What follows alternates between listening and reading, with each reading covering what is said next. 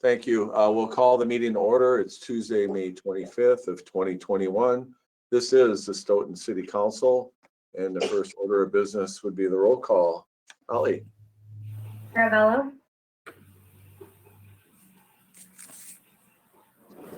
Here. Doom. Here. Eiley. Here. Hirsch. Here. Hunt. Here. Benson. Here. Wagaki. Here. Majewski.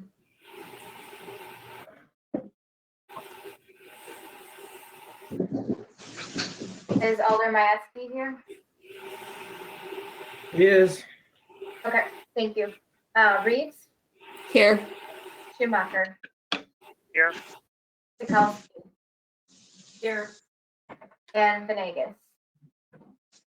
Here. All right, we have 12 alders present. All right, thank you again. Minutes and reports are in the packet. The next item is public comment period. We did have one person signed up to speak, and that would be Phil Harrison. Phil, if you're on, you have 3 minutes.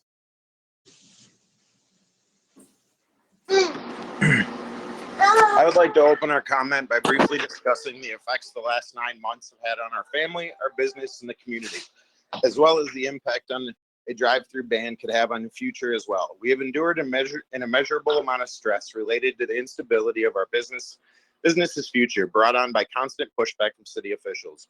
We are not just a locally owned business. We also focus on keeping our businesses spending as local as possible with local ingredients. We are the only coffee business in Stoughton with this business model that also has a drive-through available for their customers, forcing anyone looking for convenience and speed to spend their money at chain establishments instead of keeping their money local. We held a fundraiser in September for Hope for Hannah and raised almost $1,300 for her family.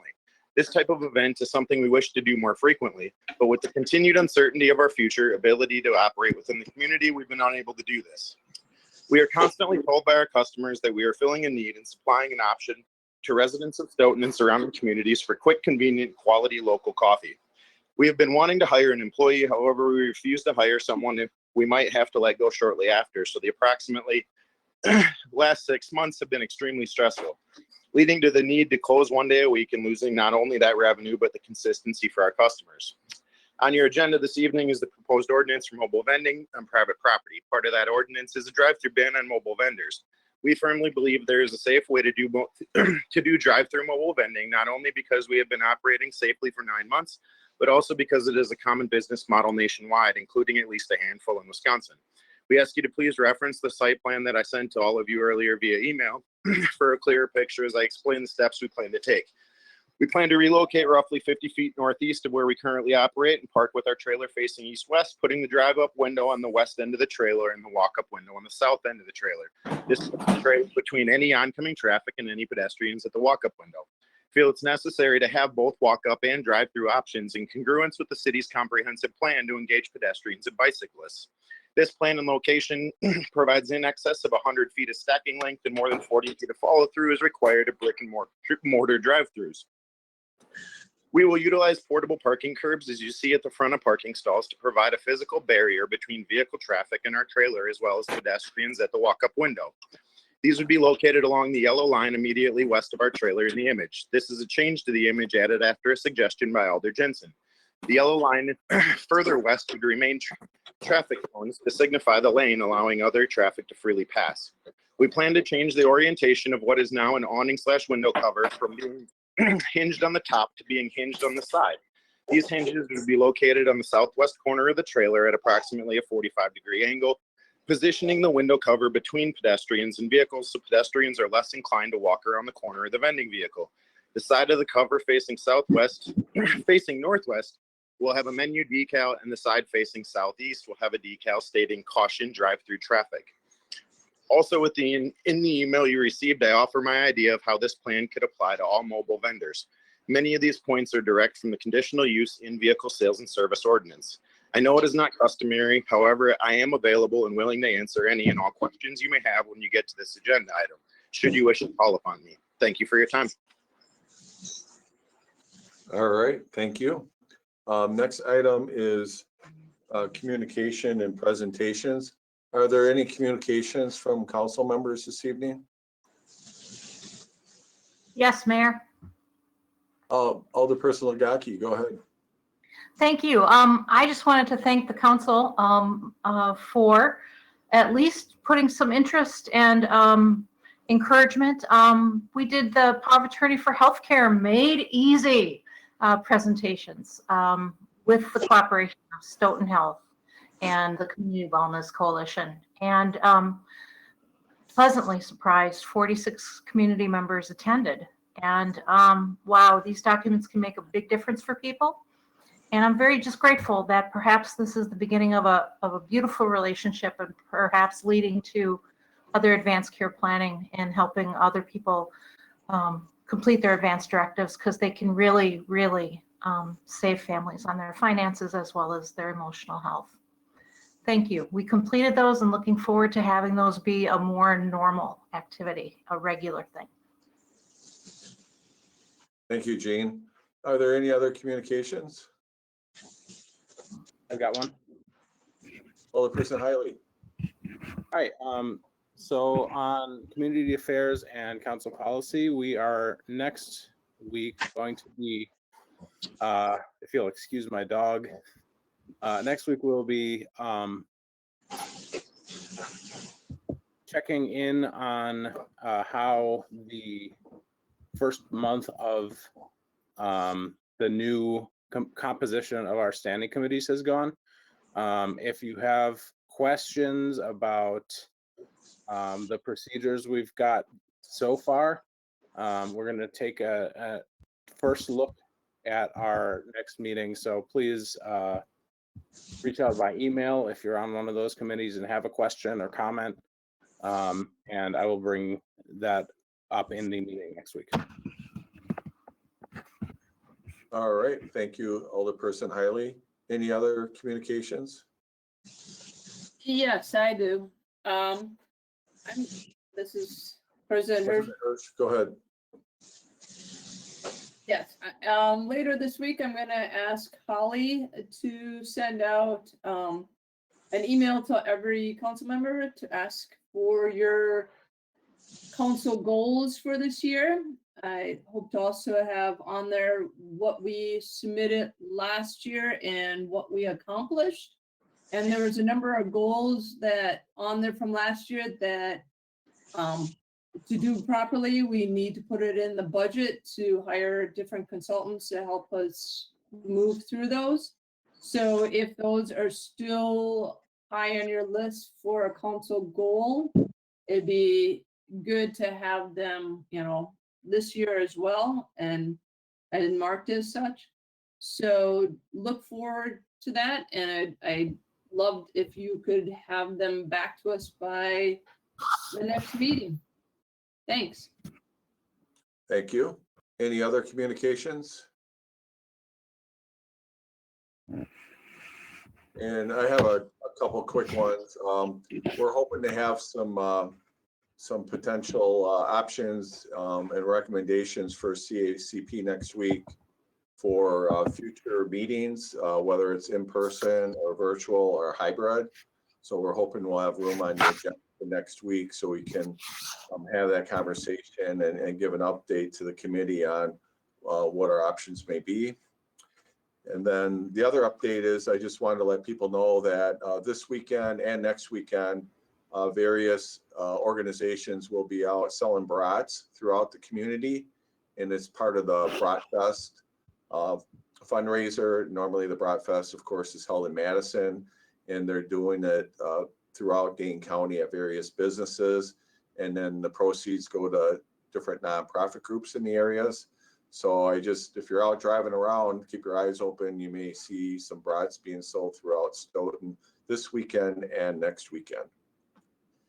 Any other communications? All right.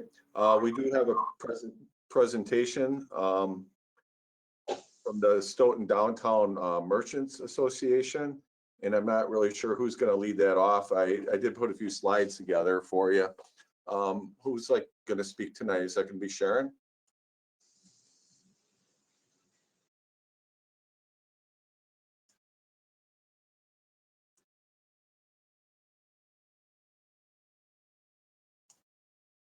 All right, perhaps we'll come back. I thought they were logged in, but I don't see anybody. If there's anybody from the Downtown Business Association, let me know. All right, we'll come back to that. We were supposed to have a second presentation, but unfortunately, our presenter had a death in the family. So we're gonna bump that one until the next meeting. And that was the report from True North on environmental issues on the riverfront. We have been receiving some updated reports, so the RDA worked on that this week, and we'll have a presentation at the next city council meeting. All right, one more time on the Downtown Business Association before I move on. All right, we'll come back to that. Next item is the consent agenda. There are 3 items on the consent agenda.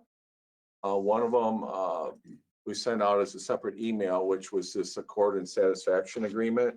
And this was based on the action that the council took at a recent meeting here. So sorry that didn't make the packet, but we sent that out, and that's what that statement's all about.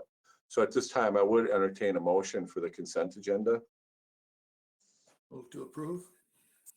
And is there a second? Second.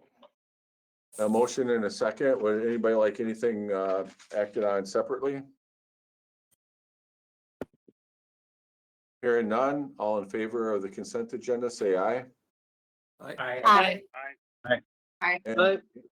And any opposed? That motion does carry. Next item is for ordinance 13 of 2021. And this is the zoning code related to the outdoor sales, mobile vending, and mobile vending at special events.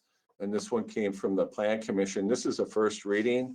So I would ask Alder Caravello to begin the discussion, and then Attorney Schneider is here to help go through the specifics.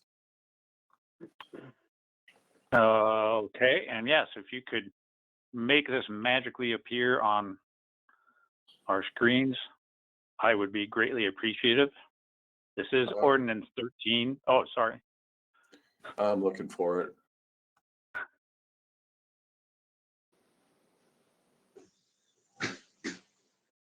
There it is. All right, it's all yours. I'm still not seeing it, Mm-mm. unfortunately. Let me try this. It's magic. Yes, thank you. Thank you. This is ordinance 13 of 2021, amending zoning code sections related to outdoor sales, mobile vending, and mobile vending at special events. And this is the first reading.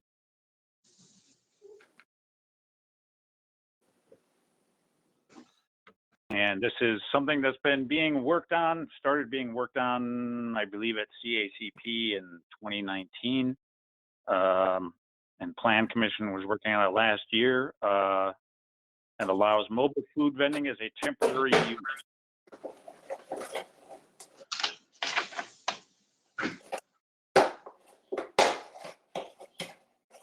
And that's all I've got.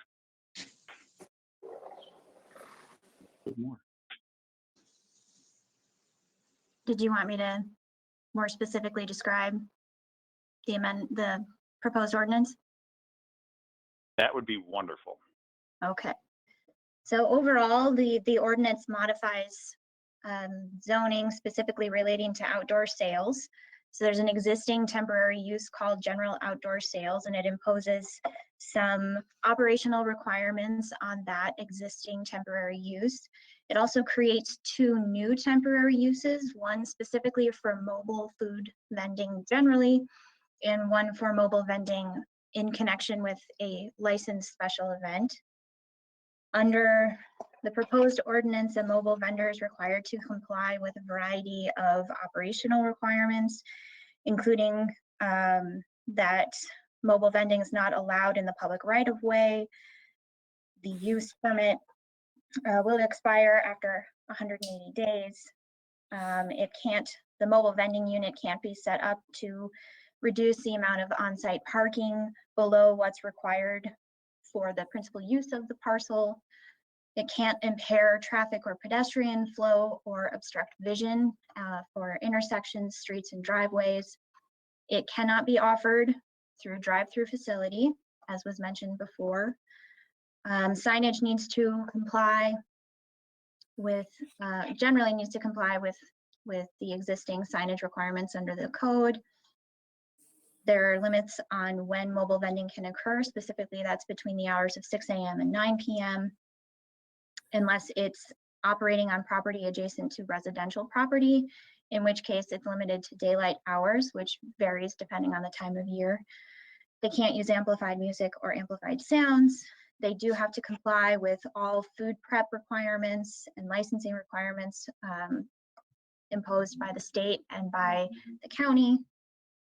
And then they aren't allowed to connect to public sources of electricity, water, or sewer, and are not allowed to operate within 500 feet of the location of a licensed event unless they are specially permitted under the temporary use created for mobile vending at special events. And then more broadly applicable to temporary uses overall, this ordinance amends the review and approval process for temporary uses, makes it a little bit more simple in that it removes a requirement that a particular kind of map be provided and in favor of a site plan, and gives the zoning administrator general authority for approving temporary uses so long as the site plan and the operation is done in conformance with the code.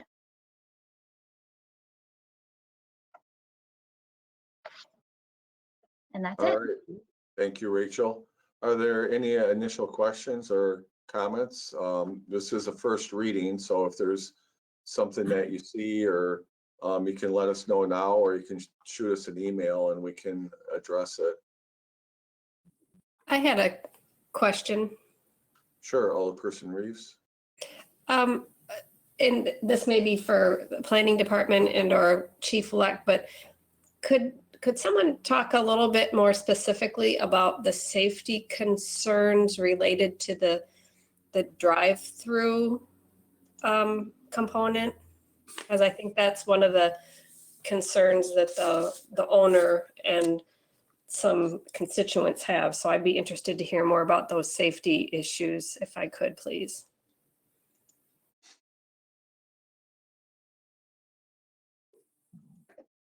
This is Rodney. I can't speak for the chief, but certainly the drive-through criteria are outlined for structural review as part of a permanent installation for drive-through facilities, and they're part of a conditional use review for drive-through permanent facilities.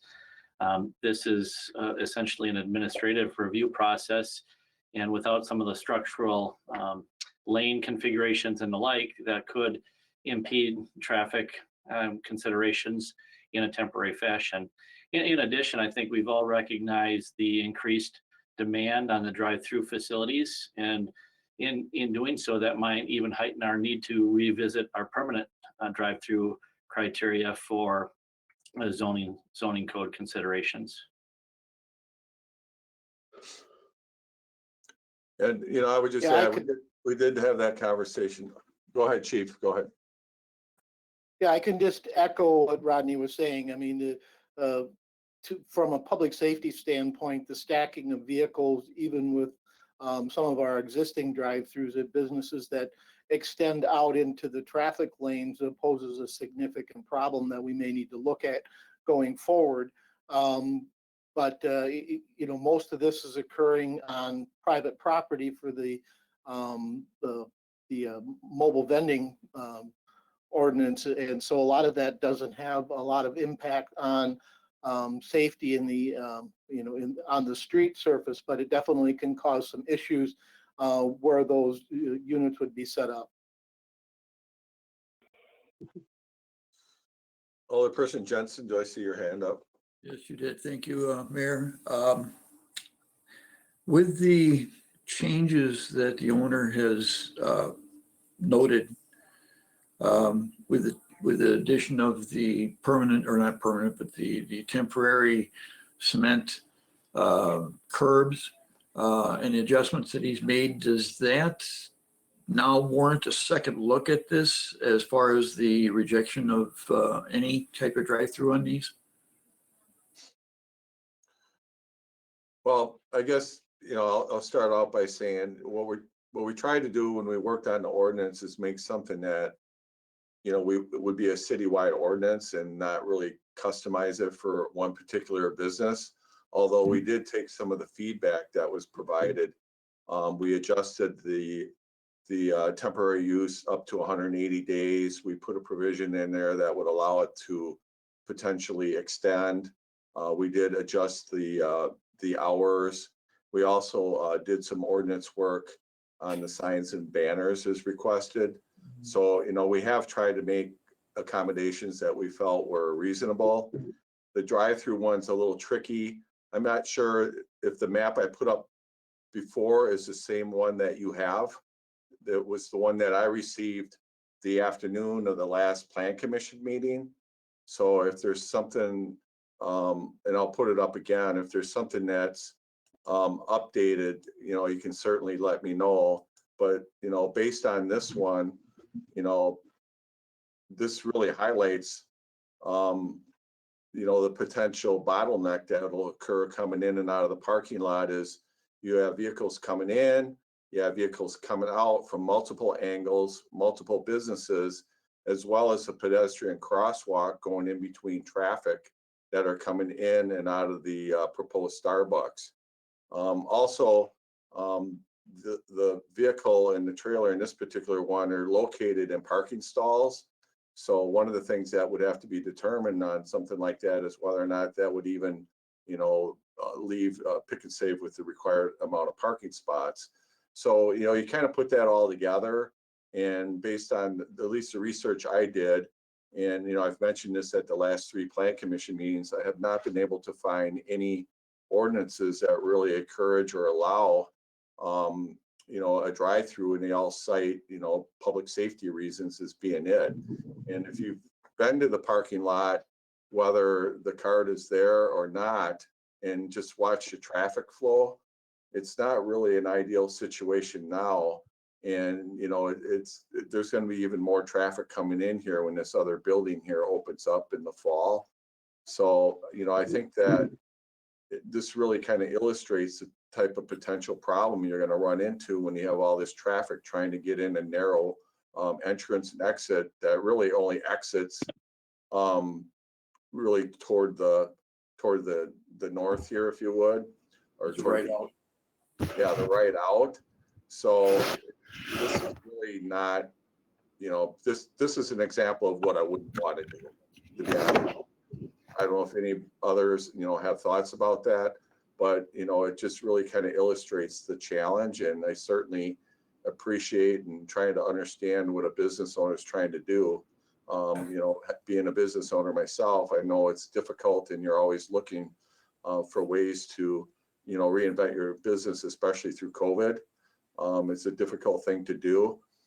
Currently, the site plan that is approved is not really what's occurring in reality.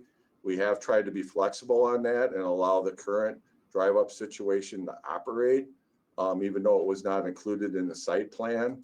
So, when I hear that there's been constant pushback, I guess I have a huge disconnect with that, because I think we've tried to be accommodating, just like we would with any business in town. We've been very accommodating, especially during COVID in our downtown businesses, especially. And, this is another example where we've tried to make accommodations that we feel are within reason. But when it comes to a public safety issue, I think we have to err on the side of safety. And that's really what the recommendation is from the Plan Commission and from our attorneys as well. Yeah. So if I could just comment then, Tim. Okay, I appreciate that. Thank you. I know that the people that our committees have worked on this for a long time, even touched the Public Safety Committee, I think, for 1 or 2 meetings. And that I think is my biggest concern as well, is the public safety issue. That was why I made the suggestion about using cement curbs, see if that would make any difference. It obviously is. It's not doing what we would need to do to address all of the concerns on it. Unfortunately, I would like to try and help this business just as I would any business. But as it sits right now, I have to agree that we need to look at the entire picture. Just for the whole city. When we make a rule, we have to consider everything and not just one specific thing. So I'm reluctantly satisfied with what we have come up with. All right, any other comments or suggestions from alders? Mr. Mayor, I'd have a comment, a Sure, question Alderman. actually. Mr. Harrison, I believe in his statement said that other communities have created ordinances that describe what they think are safe conditions for drive-through on portable food and beverage vehicles like this. And I guess maybe this is a question for Rachel. Rachel, do any other communities have an ordinance which describes a safe method for having a drive-through on a business of this sort? Well, I can say I haven't done a comprehensive search of all communities to figure out whether there are any, but I'm not aware of any. So I would need to be directed, I think, in order to make that, the most efficient research, but I'm certainly happy to review anything that might be presented. Okay, because it seems like this parking lot may not be suitable, but there could in the future be circumstances where a business could function safely if we had created criteria that establishes a safe method for doing things. So a blanket denial of using the drive up seems like maybe a little more research would be in order, possibly. So I'd appreciate that. We can certainly do that. I can tell you that I did do some research, and as I mentioned, I brought it up at the last 3 plan commission meetings, and I haven't been shown an example that shows me otherwise. Most of the ordinances are either strictly say right in it, no drive-throughs because of a safety issue. There are some that are silent on the issue, and I don't know if that was intentional or if that just hasn't come into play. This is certainly a unique concept, and I wish it would work, but I not really seeing how it'll work. Even when you look at the criteria above the line that talks about the drive-through as far as traffic flow and visibility and those types of issues, it creates concerns. And then when you mix in vehicles and pedestrians in the same area, that is a huge concern. Mm-hmm. Any other Thank you, Mr. questions or comments from alders? Mayor, and one thing I was thinking about with how the whole parking lot plan was set out, I was wondering if it were a possibility if the business could be relocated over to the western edge of the parking area. I know that lane that goes up and down there, although I do know that semi-traffic goes up and down that aisle, that lane is much less heavily traveled than is the center lane or the east exit end. Yeah, we So haven't received a request to review that. Okay, I'm just well, I guess I'll put that out there as a thought for Phil. Then, if he's still listening on the call, would be if it could be on the western edge, if something could be worked out with the Pick and Save land owner there, that I think that may be a potentially workable solution just because of the lower traffic volume that runs in and out of that traffic lane.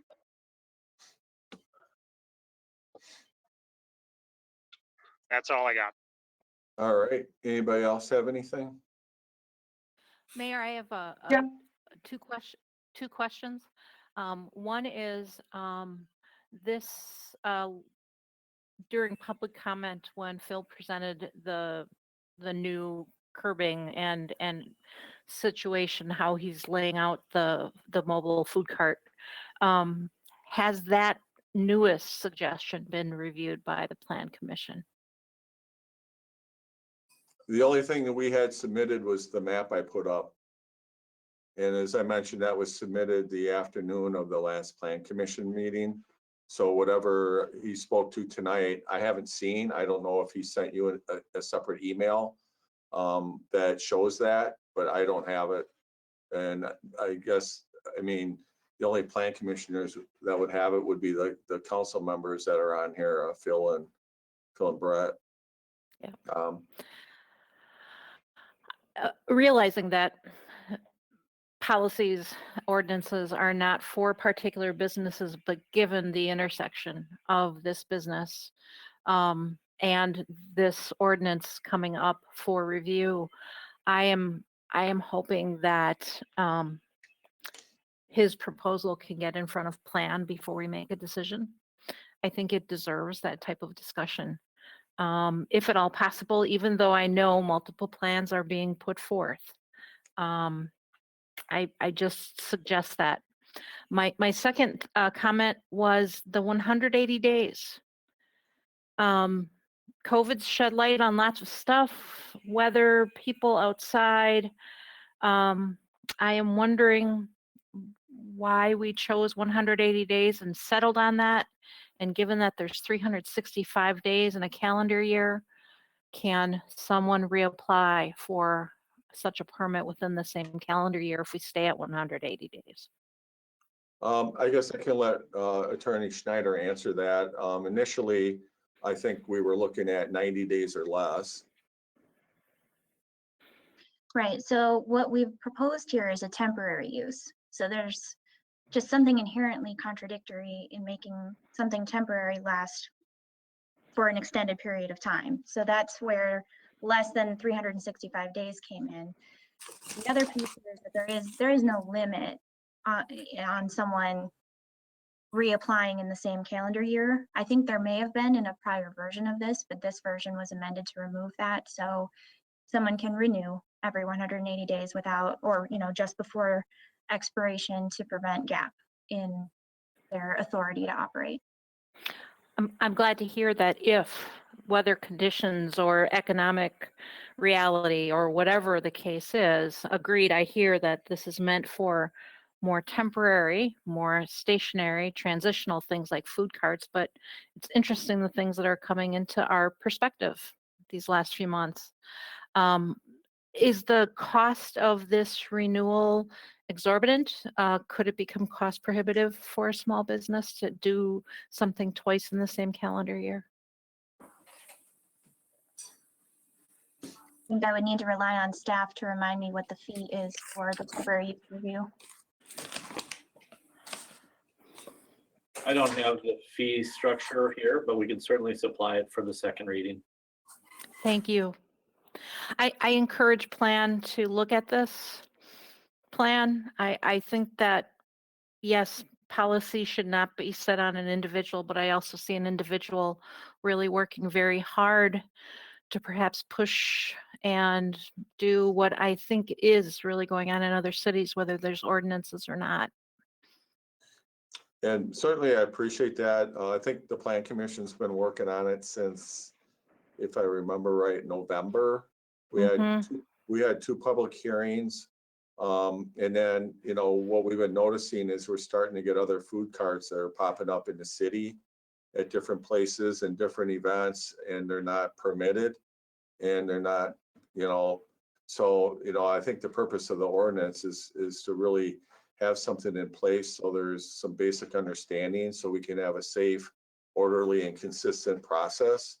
Right now, we really don't have that. So that's really was the purpose of the order, the ordinance to begin with, when we started it back in 2019. Because even though we didn't realize that COVID was going to be a thing back then, I think we knew that other cities and villages were having some challenges related to food carts. And we really wanted to at least have everyone that was going to operate and everyone in the city understand what that might look like. So that's what we've tried to do here. Initially it was at CACP, and really once we got to a certain point, we contacted our attorneys, and we suggested that we do it through zoning, and I think it's an efficient way of doing it. And we're just trying to establish the standards to doing that. Some of the standards that were talked about earlier, whether it's in the conditional use permit for these other drive-throughs, are quite frankly much more stringent than even what we're proposing here. So it's a difficult one. And if certainly have tried to make adjustments along the way. We're kind of hung up on this one, but like I said, it's a public safety issue, and that's really, as far as I'm concerned, that really is the number one thing we have to take into consideration when we're making these decisions. Sort of late on the drum, Mayor, but public safety's meeting tomorrow, and I wonder, would it be helpful to put it on our agenda? I realize that there needs to be notice, though, so that I apologize. We have just expired. We wouldn't be able to give 24-hour notice. I guess I want to. I know that this has been worked on hard, but we've been working on it for a while. I would like for us to be very intentional in our vote. Okay, I can appreciate that. Alderperson Venegas, did you have your hand up earlier? Sorry, I didn't see you. Yes, I did. Was it discussed in planning if the food cart, if there were any options for relocating either to another site? I heard there was a possible proposal about moving within that same parking lot, but was it possibly discussed to move to another part of town where this would work, or was any of that discussed in planning? The only other site plan that we received was the one I had up on the screen. So I don't know if this or any other operators are looking at, setting up in another site. Right now, we really don't have an ordinance, and that's what we're trying to establish. So if somebody else wants to set up a food cart, at least they know what the rules are and what the expectations are. And the same thing with staff, so we can make sure, like I said, we have an orderly and safe and consistent process. Right now, we really don't have that. And we were trying to get ahead of it back in 2019, but unfortunately, it kind of caught up to us before we got to this point tonight. And did you have a follow-up or? Nope. Thank you. Okay. And anybody else? Alderperson Caravello, you're on the Planning Commission. Yeah. Yes, thank you. I just want to say that it was unanimous at planning. We did look at it pretty close, at least the illustration or the proposed reconfiguration that was on the screen earlier that Mr. Harrison submitted to change where his cart would be. And I think we all had safety concerns about that reconfiguration. I do appreciate him submitting that. We did not discuss, and it wasn't proposed to us, putting the cart in a different quadrant of the parking lot, as Father Schumacher brought up. And if I'm not mistaken, the permit that Rise and Grind does have to continue to operate in their current location as a mobile food cart is still, that's an option and not operating as a drive-up, which so they are currently permitted to operate as a walk-up mobile food cart in where they are now until that permit expires, and I don't know when that is, but if I'm not mistaken. So those are just my comments. I would like to work with them as well as if something with public safety concerns that were brought up from Chief Leck and other folks can be addressed to make something work. But yeah, I also did a not exhaustive search using that Google thing to look for ordinances and regulations regarding drive-up food carts, and I came up with nothing. So if there are some, being on planning, I'd be interested in seeing something, but I didn't find anything. Yeah, and I would say that, you know, if later on, you know, a site is brought to us that we think is doable, even though I'm not really sure where that would be right now, we could always revisit that part of the ordinance. And, you know, so that's something else. I mean, the ordinances we can change but right now I don't really know of a location that would work, one that's ready to go now. And, you know, right now, you know, this particular group has, you know, they have a permit, they're able to operate and for, I think until the end of June under it. And then at that point, you know, I think, you know, they can review for another 180 days. But I really don't know what the plans are. And a lot of the discussion, you know, is kind of between them and the owners of the site, which I'm not really privy to. So I don't know how those conversations are going. I was just had in mind places like Mant Park or places that aren't necessarily high traffic, where perhaps it could be considered that they could be allowed to operate. I've talked to the owners personally, and in Madison, food vendors in Madison pay quite, I don't know exactly what the fee is, but I believe it's quite high. If perhaps that would be an option for the city to allow something at Mant Park for food carts, along with a substantial fee to make it work for both parties.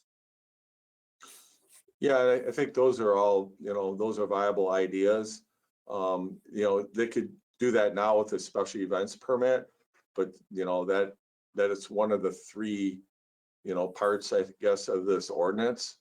So certainly they could do that. And some do have done that in the past for, you know, different, you know, baseball tournaments or events, and, you know, the Centennial or the fair or the farmer's market. They all do theirs through the special events. Mayor, I have a question. Okay, I have Alderperson Lagaki and then Hiley. Mr. Harrison said he was going to remain for questions, and I don't know if we want to call on him, but I know that Brett Schumacher had suggested the west side. It had occurred to me a long time ago. I bet it occurred to a bunch of other people. Could we call on Mr. Harrison to talk about, has he considered other sites?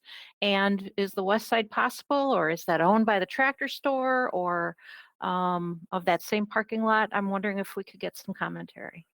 I guess that's up to you. I would say the rules would say no, but if you want to waive the rules, that's certainly the prerogative of the council. Council open to waiving the rules? Does this information seem pertinent, and do we want it, or do we need to move on? I have a question with respect to that, Jean.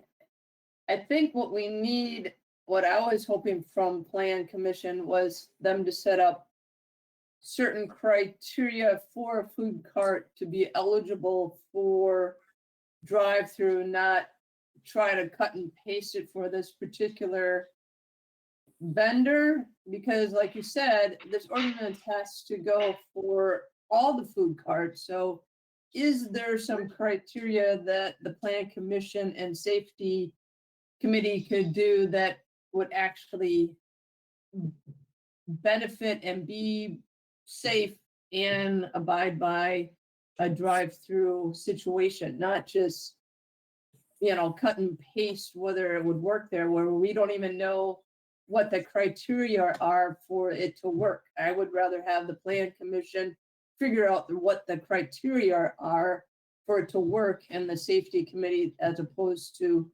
flopping a food cart down multiple different places in a parking lot to see if it would actually work. I think it's the opposite that needs to happen.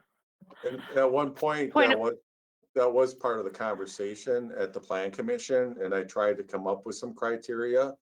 And the difficulty thing, and some of it, Mr. Harrison mentioned, is the stack space, but you're talking about having standard lengths, widths, turn radiuses, and quite frankly, in a parking lot like this, unfortunately, drivers are not going to go all the way down the aisle and come up the other aisle. They're going to cut in between parking stalls.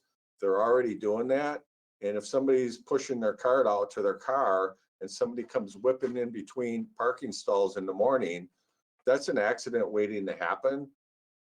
And so when we talked about developing the criteria, the attorneys weren't really too warm on that idea. I can tell you that much. So, and that's why, because, it's not really even all on the vendor and what they're trying to do. A lot of it is to do with behavior of people driving. And I've witnessed that on days that I've just gone out there and either shopped or just looked around and see what's going on in that parking lot. And it's not just that parking lot, it's a lot of parking lots actually. But, certainly putting a business in the middle of it, it would be like having another outlet there. So when you looked at the map, you have different outlets. You have the strip mall, then you have the outlet for the gas station, and you have the one where the Starbucks is going. So really what we're trying to do is create an outlet where instead of putting a building on there, which wouldn't be allowed because there's no outlet available, you're trying to put a food cart on there. And the parking lot is really was never designed to do that. So Respectfully, to create standards would be difficult. So we can either pose Gene's questions to waive the rules or go to Alderperson Hiley. What would the committee council like to do? I'd like to request a brief waive of the rules, given we've been talking about this and we haven't even heard his commentary. I think it would be helpful. Is there a second for that request? Second. All right, any discussion on it? Hearing none, all in favor of waiving the rules, say aye. Aye. Aye. And any opposed? No. Okay. So I heard two no's. Roll call? Okay. All right, Holly, when you're ready, can you do a roll call on that, please? Yes, just a second here. Caravello, Aye. Doom, Aye. Hiley. Aye. Hirsch, No. Hunt, Aye. Jensen, Aye. Wagaki, Aye. Mieski, No. Reeves, Aye. Schumacher, Aye. Kukowski, No. and Venegas. Aye. That motion carries on a vote of 9-3. Okay, so Alderperson Lagaki, you still have the floor to ask your questions. And I know Alderperson Hiley's been waiting patiently on deck. Mr. Harrison, has the west side part of the parking lot been considered for the location of your food cart? No, the west side has not been considered. I would have to consult with the landowner and see if that is part of Pick and Save's leased portion of the lot, if it's a shared portion of the lot, or if that belongs to Tractor Supply's leased portion. I'm not aware as to the count of parking spaces allotted for Tractor Supply and what they're required by the city. I do know that we are currently using 5 spaces that do not affect Pick and Save's lot. We would still only be using 5 spaces in the proposed location that also does not affect Pick and Save's lot. Thank you. I respectfully thank you for answering my question. I want to use our time well and respect council's wish. The other second half of my question is, other locations for your food cart been considered? Not at this time. We've been trying to work with council and city officials to be able to regret.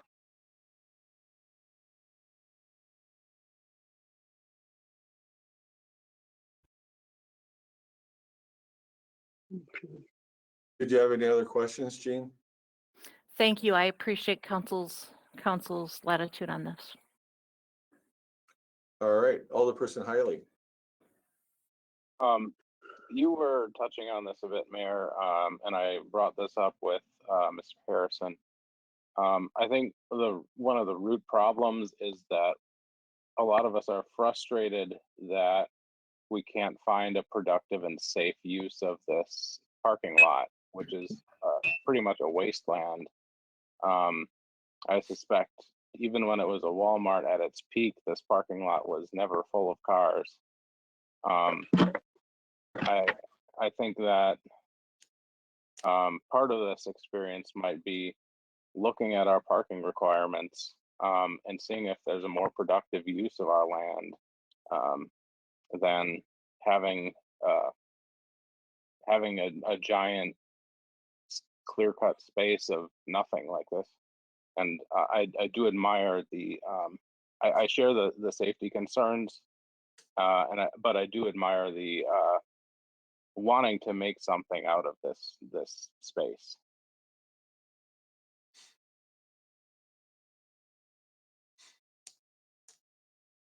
All right, anybody else have any thoughts or questions? I have a quick one, Oh, Mayor. go ahead. I just wanted to say that for anybody listening, or if there's any members who have not reviewed the last Plan Commission, I would encourage that.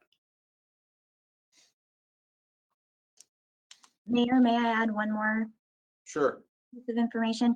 So something I think it's worth taking into consideration is that this was structured in a way to try to create criteria that are clear, and whether compliance is present is something that somebody like the zoning administrator can simply review and determine, to remove discretion and to put us in a place where every application is not something that is arguably a conditional use review subject to Act 67 requirements, and put us in a place where we don't have to have this level of review, Plan Commission and council, for every food cart that wants to operate within the city.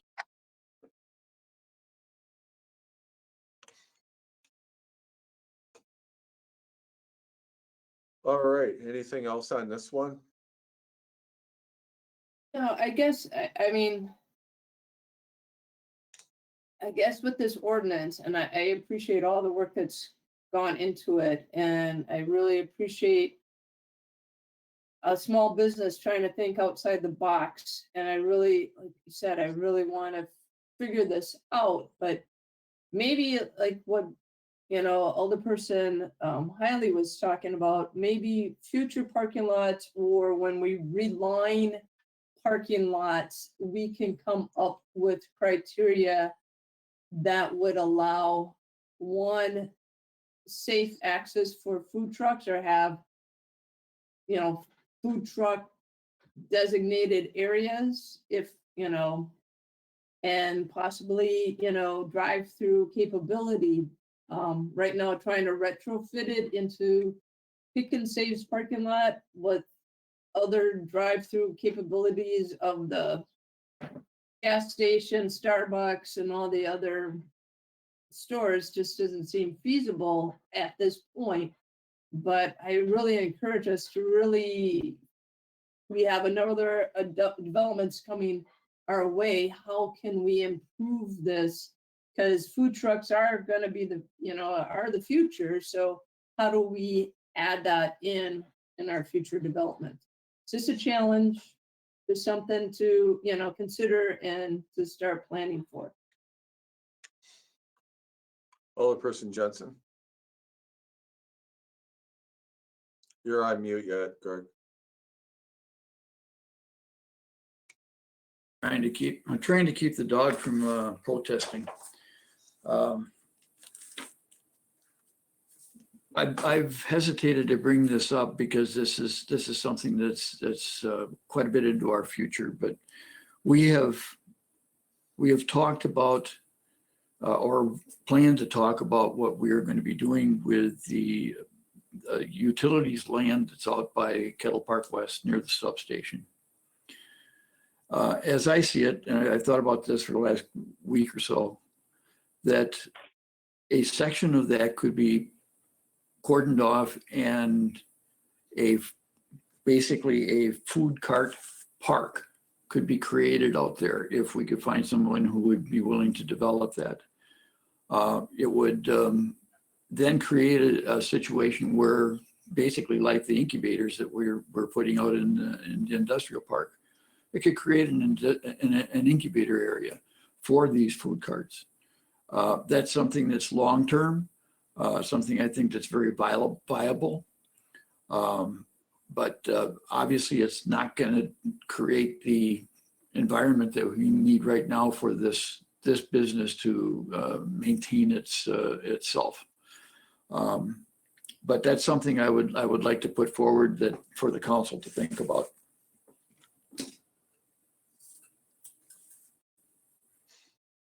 All right. So this is on for a first reading. If you have any other thoughts or anything, send them our way, and we can,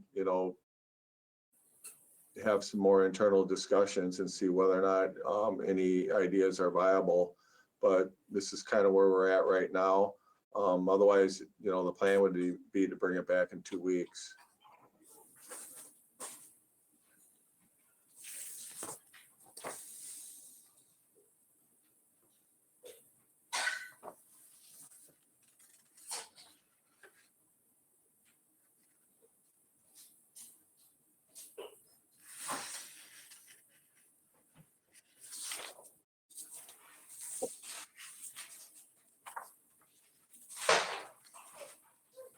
Mayor Swadley, you're muted.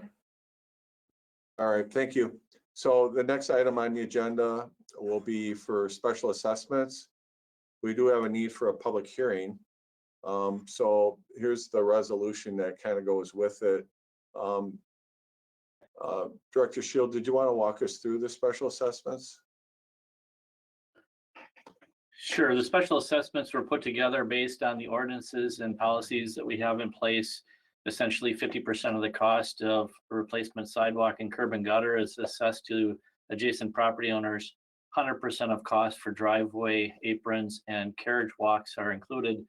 The only infill section of sidewalk contained in this year's project is a section between Sunt Lane and Sunt and Oakwood, I believe. Sunt and Chapin, I'm sorry. So there's about 4 properties that have infill sidewalks planned. Otherwise, it's replacement. The streets that are outlined in the resolution are the areas of work to be done as part of the pulverization project and sidewalk replacement efforts. You'll recall that the City Council also authorized $60,000 for a sidewalk replacement. That's the miscellaneous locations that are identified in the resolution. Those are generally in the northwest quadrant of the city, but there's certainly area locations that meet our criteria for replacement.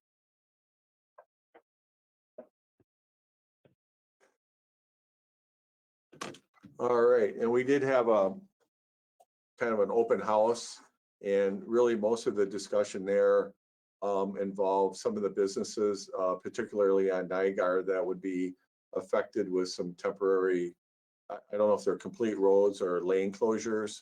And I know they'll be working with, you know, the staff and the inspectors to try to keep the traffic and the access to those businesses as available as we can.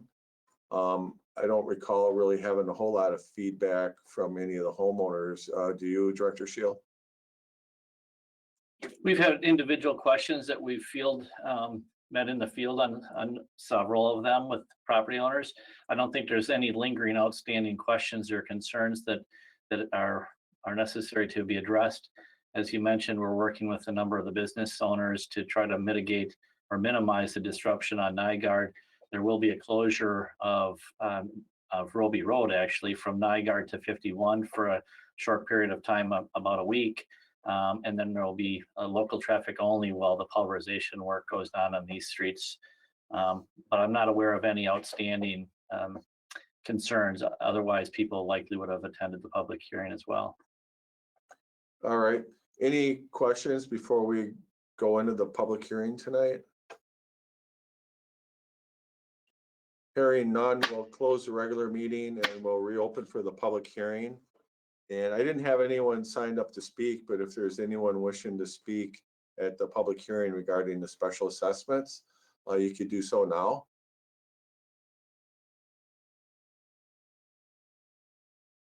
All right, hearing none, we'll close the public hearing and we'll reopen for our regular business. And that would take us to R69 in 2021.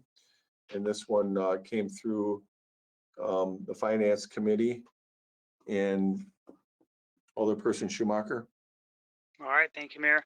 R69 of 2021, a resolution authorizing improvements and levying special assessments against benefited property in the city of Stoughton for the improvement of curb and gutter, sidewalks, driveway aprons, carriage walks, retaining walls, sanitary sewer, storm sewer, and water system improvements for 2021 projects. So moved. Second. A motion and a second. Any discussion? Hearing none, all in favor of the motion, say aye. Aye. Aye. And any opposed? None opposed, that motion does carry. The next one is R70 of 2021, and this one also comes from Finance. All right, R70 of 2021, resolution approving the agreement relating to an urban service area amendment, tax incremental district evaluation, and amendment of pre-annexation agreement between the City of Stoughton and 51 West LLC. So moved. Second. Is there a second? I think Hiley was, oh no, Doom. All right, a motion and a second. Alderperson Schumacher. This one is for the Dvorak proposed development, just part of the things we need to do in order to get that into moving along. I can't remember if did we do a presentation in this one in the last meeting, I believe, or I don't recall. I think at Finance Committee, I don't think at Council. Okay, all right, and that's where sometimes when I see these things twice, I forget where we've seen the information for. But you know, it's fairly lengthy in there, but something that had to be done to get stages ahead for the Dvorak development. Did I hack that up pretty well?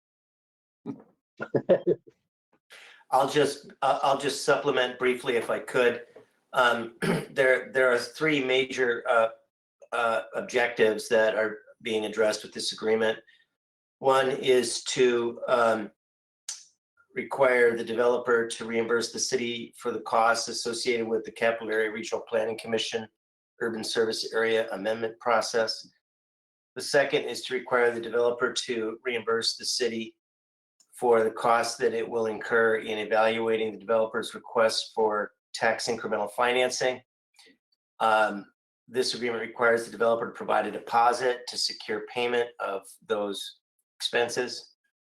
And then finally, there are certain offsite improvements and oversizing of improvements that are deemed by city staff and utilities to be necessary if this development is to go forward. And this agreement obligates the developer, or basically says that the land areas that we're dealing with cannot be developed without those issues being addressed.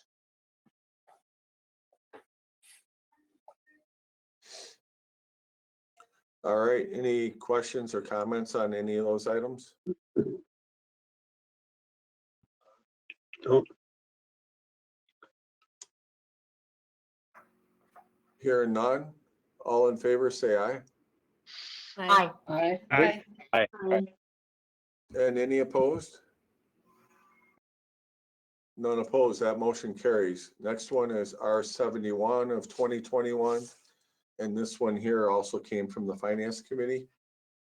Okay, we'll keep it rolling. R71 of 2021, resolution authorizing the proper city official to enter into an agreement with Ellers to undertake a financial analysis of the project pro forma for a portion of the 51 West subdivision. So moved. Second. And I heard a second on that one. All right, Alderperson Schumacher. All right, and this is to do the financial analysis of that. If there is TIF requests for it, this one is will hope to answer the all-important but-for test, and seeing what other financial feasibilities are needed if the TIF is requested. All right, anything you want to add to that, Director Friedel? No, well, that about hits it on the head. This is just kind of supplementing the initial work that we engaged Ellers to do on the feasibility side of things. Basically, what's going to happen is Dave Ferris on his end will kind of reduce the scope that they're doing. So you can see in the resolution, we note a $3,000 reduction in that cost. And Frank Roman from Ellers will do the more of the deep dive on the pro forma financial information. A lot of that is kind of done behind the scenes and opens up a little bit more for dialogue between Ellers and the developer themselves to get a better look at the but-for analysis and potentially help us out from a negotiating standpoint as well. All right, any questions or comments?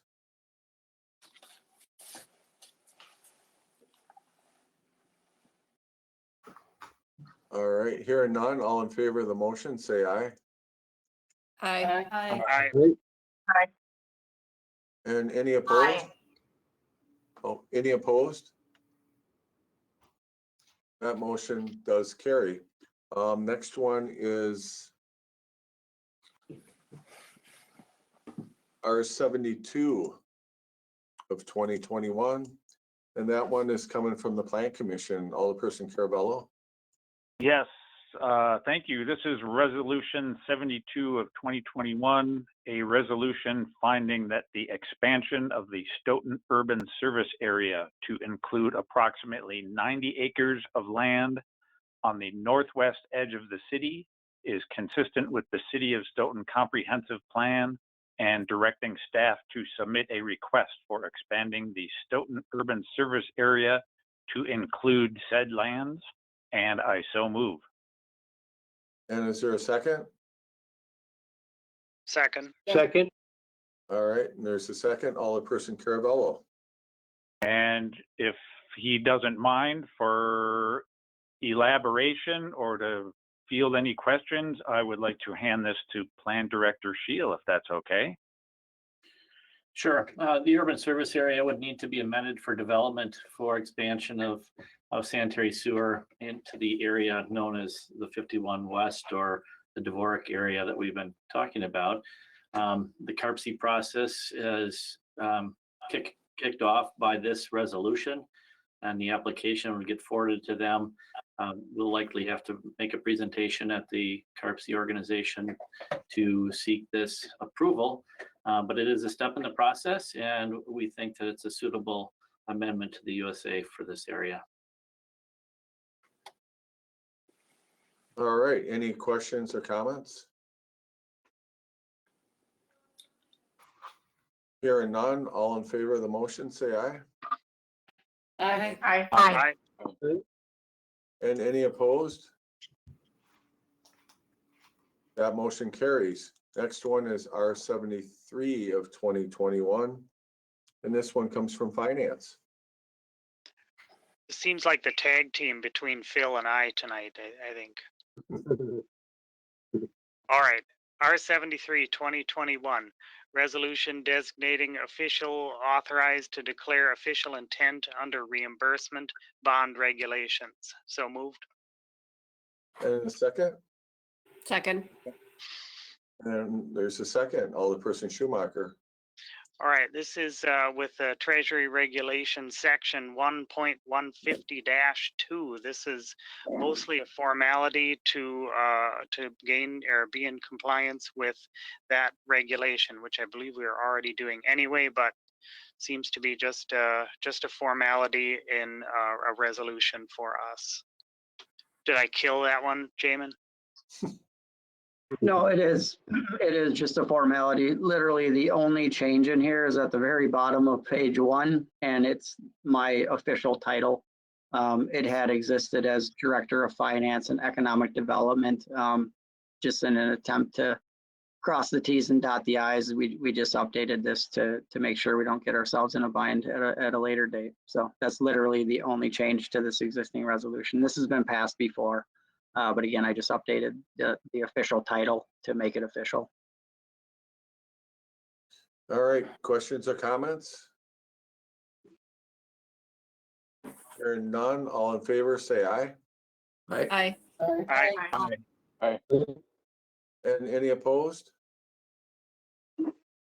That motion does carry. The next one is the acknowledgement and receipt of the 2020 City of Stoughton audit. This one was at Finance earlier tonight. Alderperson Schumacher.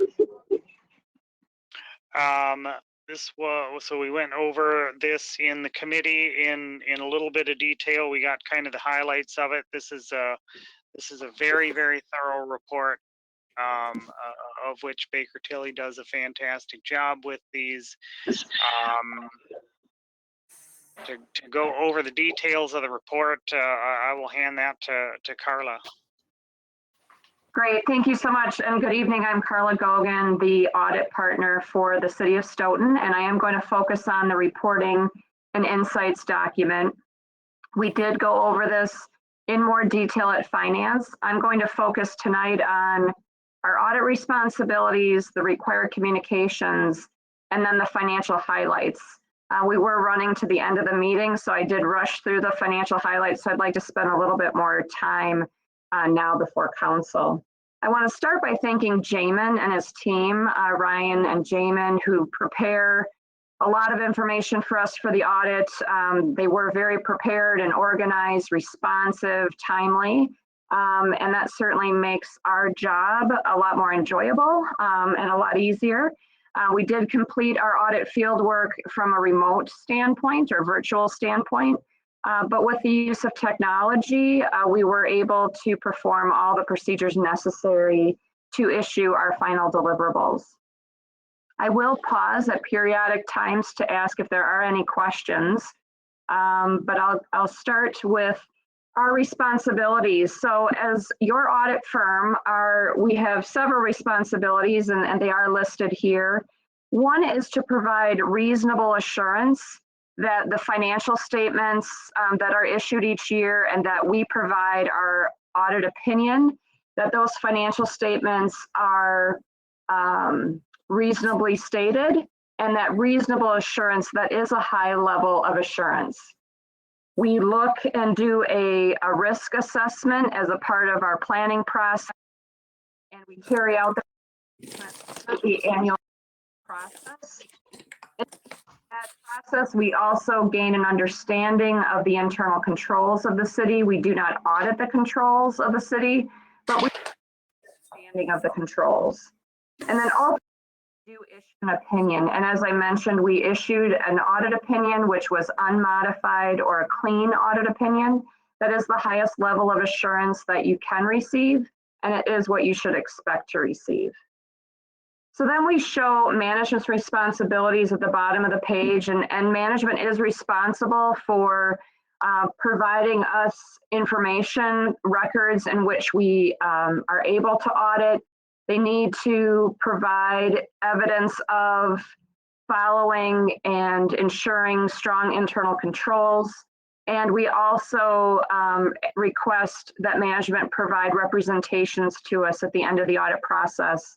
And a copy of those representations is included in the report tonight. So then I'm going to jump to our assessment of internal controls. So this section here, as I mentioned, as a part of the audit process, we need to gain an understanding of controls. And we look at a number of different transaction cycles. So we look at the accounts payable process where you process disbursements. We look at the tax process because you do collect a significant amount of revenues through taxes. We look at payroll. That is a significant transaction cycle of the city. We look at financial reporting. We look at journal entries and test journal entries that the city prepares as it's reconciling its records. And we ensure that they're properly supported and that they're properly approved. We also look at information technology. So we're looking at the IT environment through which you're running all of these transactions. And then we look at general controls. We look at policies and procedures that the city has in place and evaluate whether those are being followed. We evaluate things such as tone at the top. What type of messages are you sending, both from a city council perspective as well as finance committee? Those types of things feed into the general control environment. And so I'm pleased to report, and the last sentence here says we did not identify any deficiencies in internal control that we consider to be material weaknesses.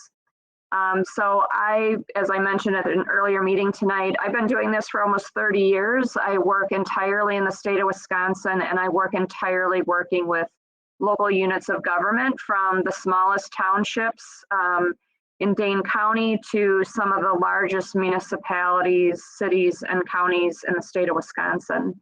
And it's very common to see material weaknesses where there isn't proper segregation of duties, or where journal entries aren't being approved, or where there's issues that arise in the IT environment. And so I'm pleased to say that in the city's case, we did not identify any of such weaknesses. So from a report card perspective, that is a very positive indicator.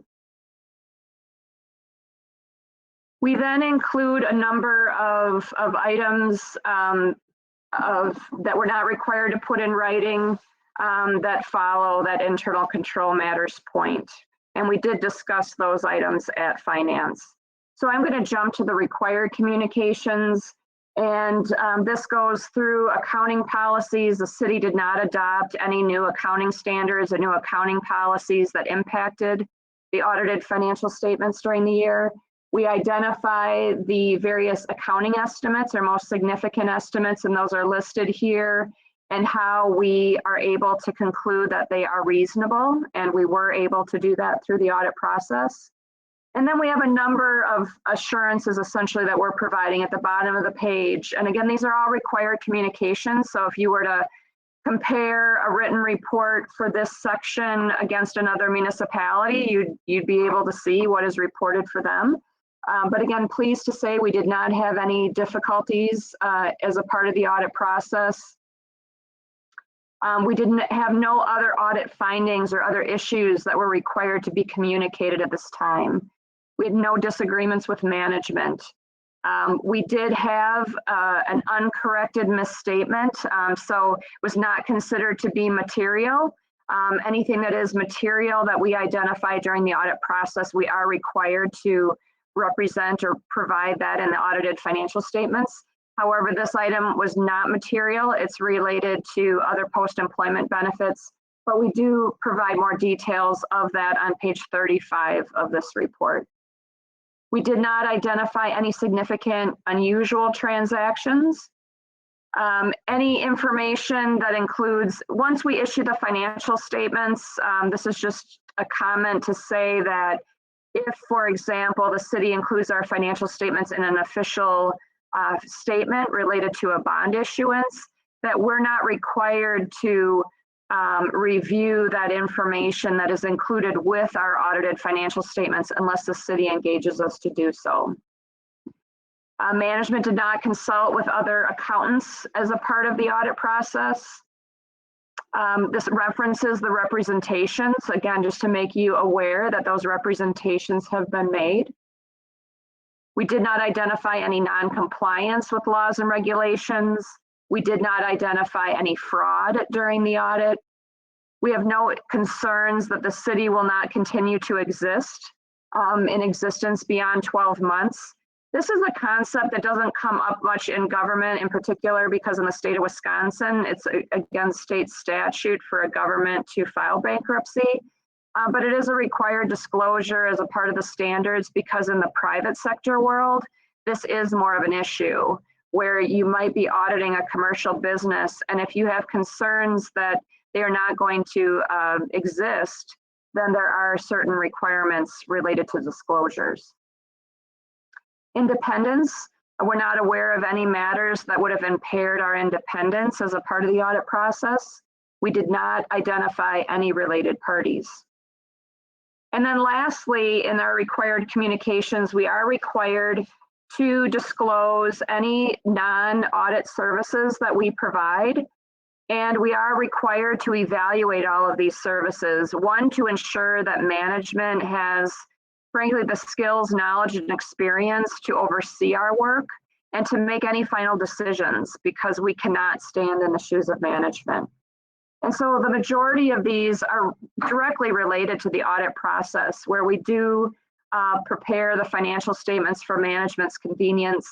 The one that is not directly related to the audit was the park impact fee services that were provided. But again, management oversaw that process and we were not standing in the shoes of management. So the next section is really about new accounting standards that are on the horizon, and we'll be working with Jamin to ensure that those are implemented within the city's financial statements. And then pages 21 through 24 are really informational in nature with some links to different documents that you might find of interest that are specific to the state and local government industry. We've provided our contact information for the team members. Jody Dobson is also at tonight's meeting, and she'll be talking about the utility results. The service team here is the service team that focuses primarily on the governmental funds of the city, but Jody will be covering the utility results. I've referenced a couple of times the management representation letter, so you can peruse that to see the types of representations that management is making as far as the audit process.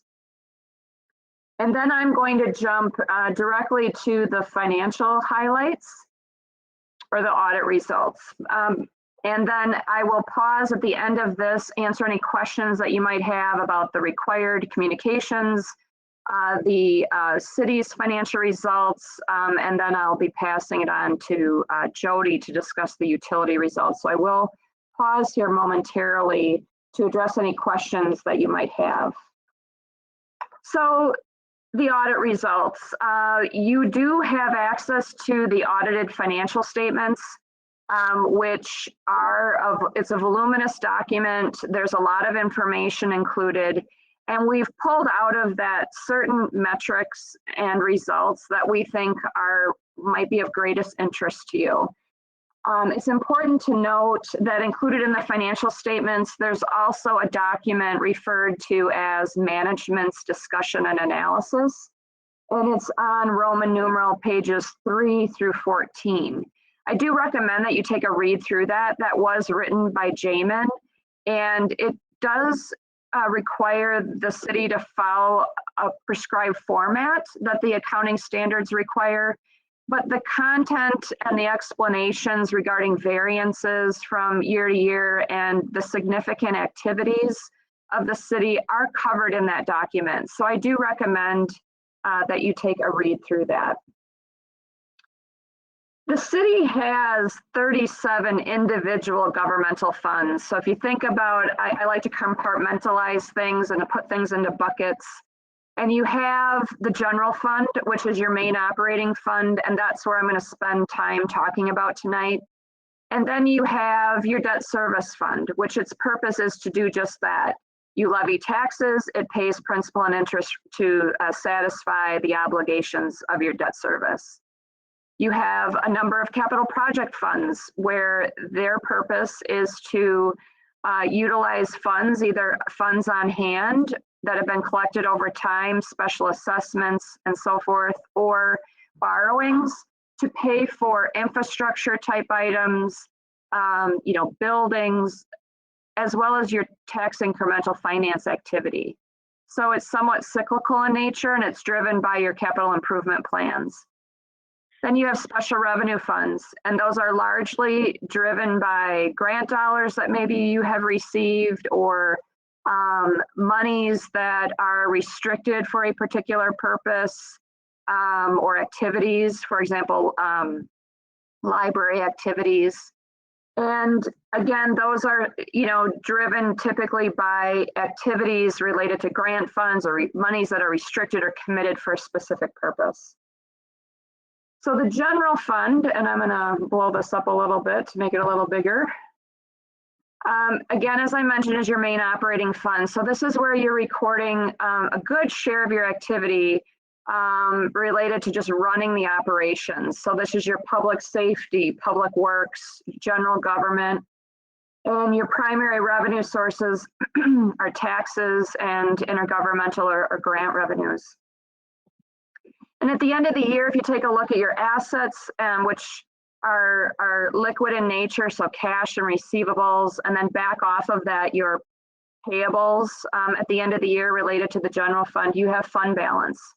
And fund balance is, and the top line here is total fund balance. The black line, that is what it was at the end of 2019, and the green line is what it was at the end of 2020. And so it did go up about 3% in total in your total fund balance. And that's a direct relationship to the summarized income statement here below, as well as changes of activity in the categories above. So I'm going to start talking with a non-spendable fund balance. So this represents, I guess, kind of think of it maybe like a CD, where you have a CD that doesn't mature for 12 months or longer. It's an asset, you have it, but it's not readily available to you, not without penalty. And so the non-spendable fund balance, this represents primarily money that the general fund has loaned to the TIF districts, or 3 TIF districts in particular, 5, 6, and 8. And those TIFs are at various stages of their life cycle. And so at this moment, those TIF districts do not have the funds to repay the general fund. So it is sitting there as a receivable. But the goal and the objective is that over the life of the TIF district, it will collect enough increment to pay all of its obligations, including to repay the general fund. And it's a very typical funding strategy, is to finance those advances with funds from the general fund. Then walking up this graphic, you have assigned fund balance, and the assigned fund balance went down about 6%. And that just means that instead of it being assigned, it's now up and unassigned. The largest portion of assigned fund balance relates to the utility payment in lieu of taxes. And so that is paid over or recognized as revenue in 2020, but it's not used, or it's really intended for the 2021 budget year. So it's kind of like, again, you collect taxes at the end of the year for people who pay taxes in advance, but you don't recognize that as revenue, or you don't utilize that money until 2021. In this case, you've recognized it as revenue, but you're using it to offset 2021 expenses. And then lastly, your unassigned, it went up about 5%. And again, that's driven by the fact that you had net income for the year of 227,000 and your change in assigned and non-spendable fund balance. So as I mentioned, how did you do? You set a budget, that's your plan for the year, and you budgeted essentially a balanced budget for the general fund. A slight decrease of just over $6,000 is what you had planned.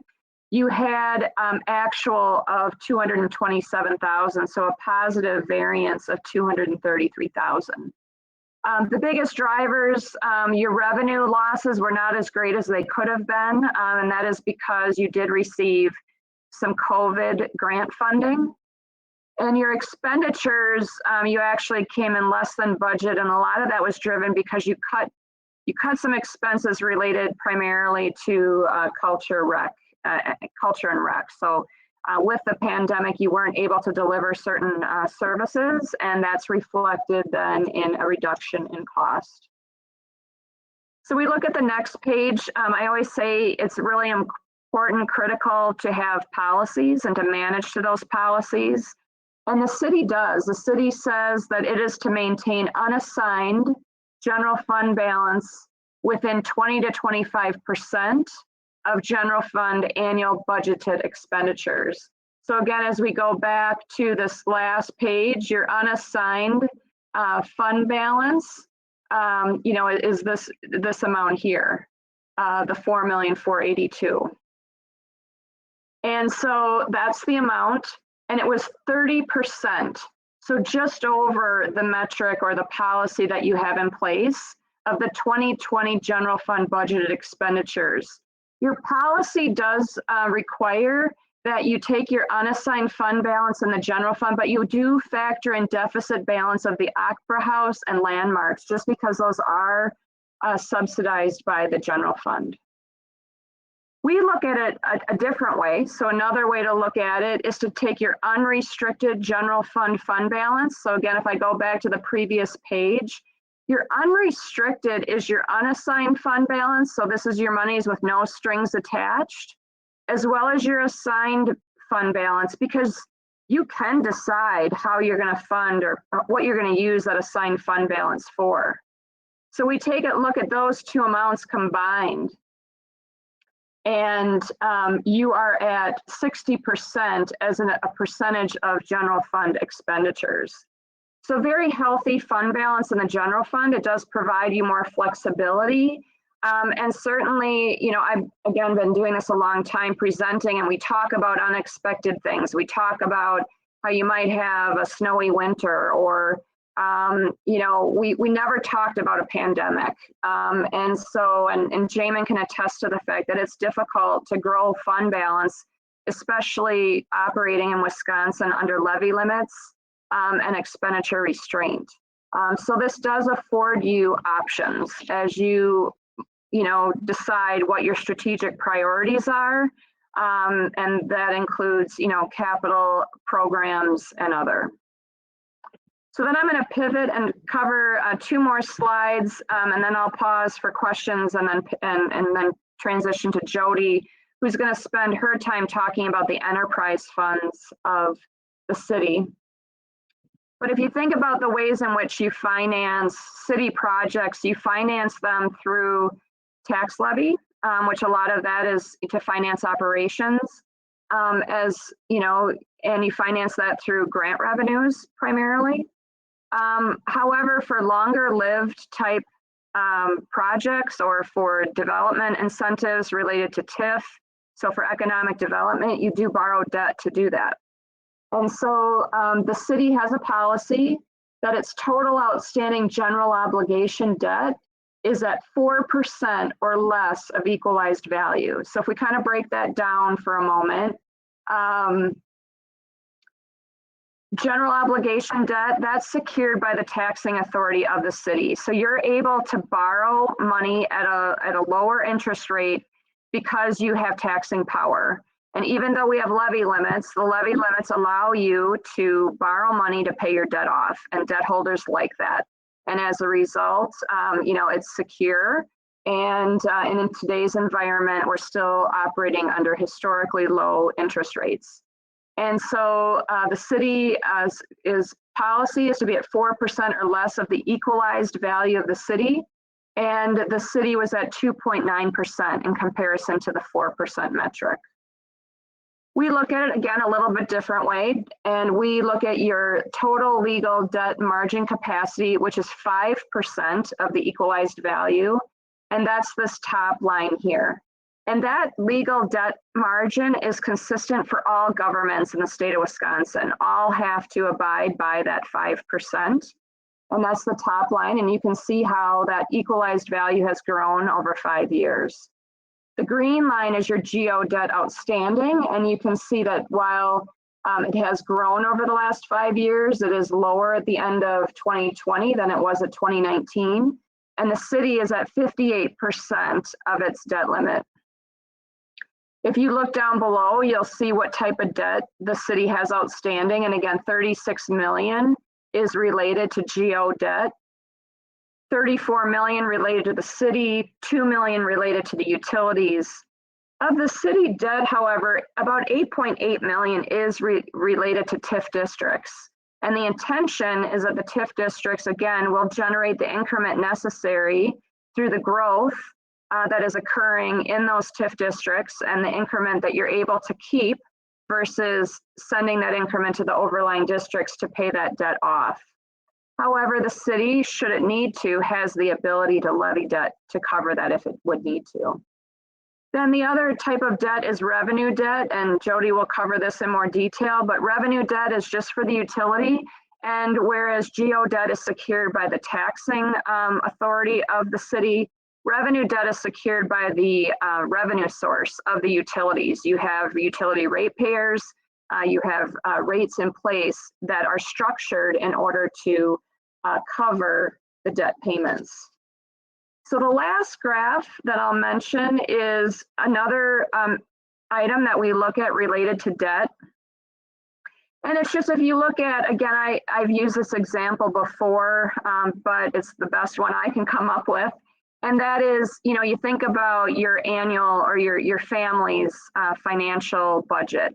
And if you have a mortgage, how much each month do you pay on your mortgage, and how does that mortgage expense relate to your overall budget? And assuming that that budget is based on what your income is, so you're not spending more than what your income is. We do the same thing here. We take a look at the total principal and interest that was paid in 2020 of 4.8 million and compare that against, and this is just on the GO debt that the city is responsible for, and this does include TIF debt as well. And we compare that against non-capital expenditures. So we take capital out because capital, again, fluctuates depending on what your priorities are. And just takes a look at what percentage of that is in relation to your non-capital expenditures. And you've ranged between 21% and 29%. And a benchmark is typically to say anything less than 30%. Although I have clients that go over 30%, just given the circumstances. And frankly, this is probably more of a conversation to be having with Ellers, who's your municipal advisor. But we look at it as a benchmark just to make sure that there aren't any red flags. So I'm going to pause there. That was a lot, and just entertain if there are any questions at this time.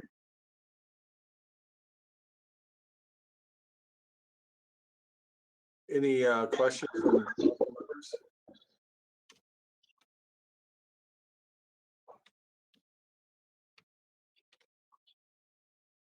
Sounds like you must have covered it all. I guess so, or people want to get home. I'm not sure. Eat dinner, but so that concludes the city's portion of the presentation. So I believe you have a next agenda item that will cover the utilities, and Jody Dobson is here to do that. All right, thank you.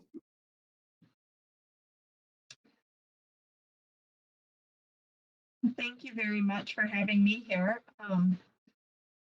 Not sure if I'm able to share my screen or not. Oh, Holly's setting you up. You should be able to click on it. All right, thank you.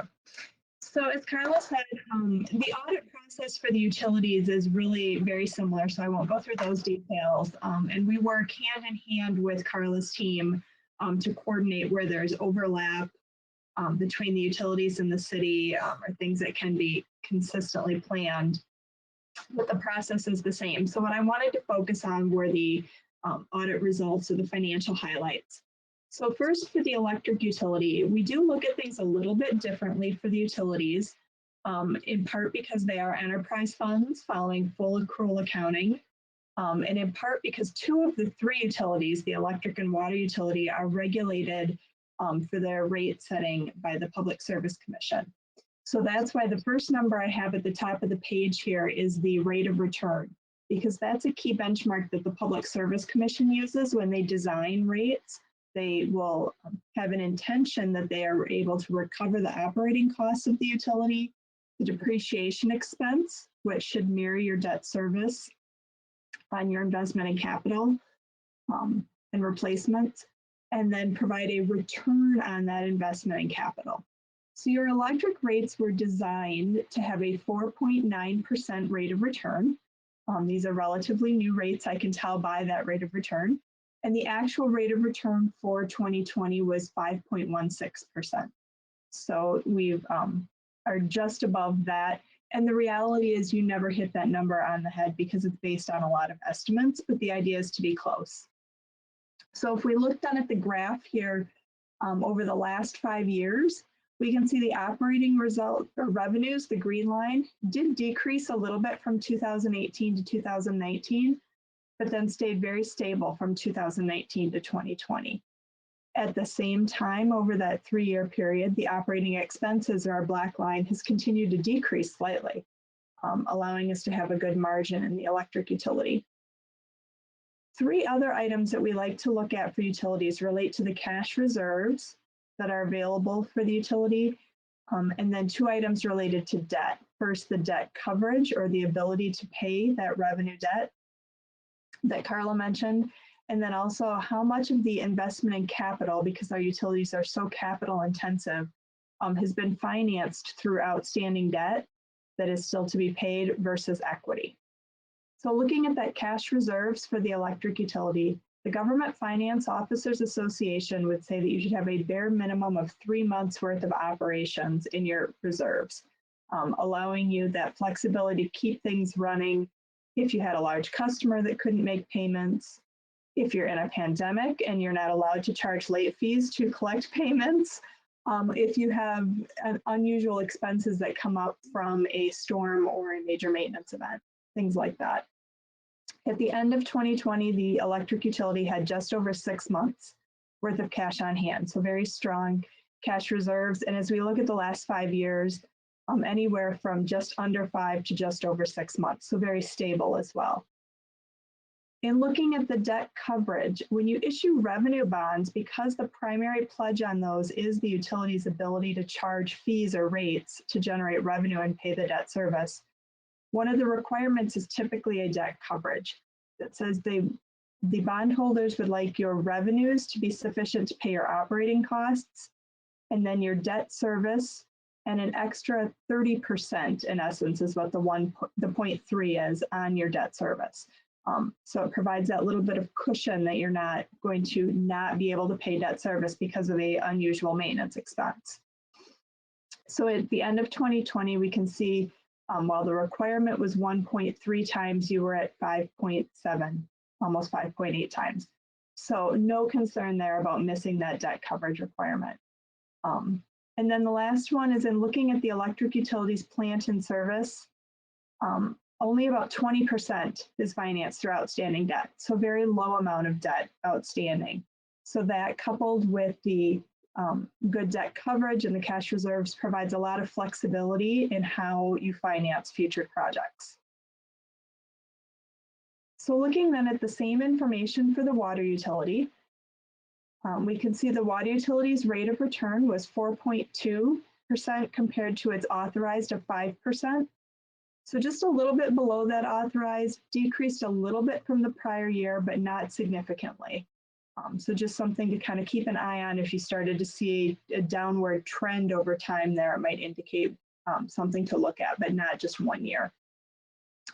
And again, then as we look at the operating results, operating revenues continually outpacing expenses, allowing you that extra cash coming in for capital outlay and debt service, and maintaining a relatively consistent margin there over the last 2 to 3 years.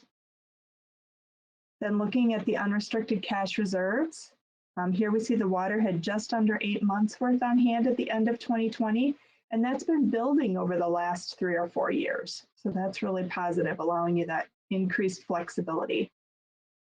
The debt coverage ratio, the water also has a requirement of 1.3 times in its bond resolutions, and they had just about 2.5 times there. So again, meeting that requirement without concern. And very similarly to electric, the water only has about 20% of its capital assets that are financed with outstanding debt. So most of it's been financed through equity. Very positive there. And finally, the sewer utility. So we don't have a rate of return here because it's not regulated by the Public Service Commission. In looking at our operating results, we see relatively flat lines over the last 5 years, a little bit of an increase in revenues and a little bit of a decrease in expenses in 2020, but overall very stable operations. In looking at the cash reserves, we have just a little over 4, almost 4.5 months worth of reserves on hand.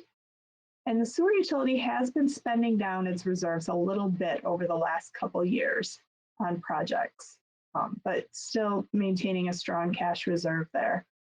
The debt coverage at 2.76. The requirement here is only at 1.1, and I believe that's related to the debt that's outstanding in the sewer utility is through a state program, the Clean Water Fund program.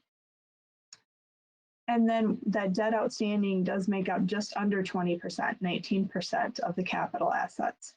So all 3 utilities have, strong cash reserves, meeting their debt coverage, very low amounts of debt outstanding, and stable operations. So with that, I don't know if there are any questions. We'll open it up for any questions for council members on the utilities audit.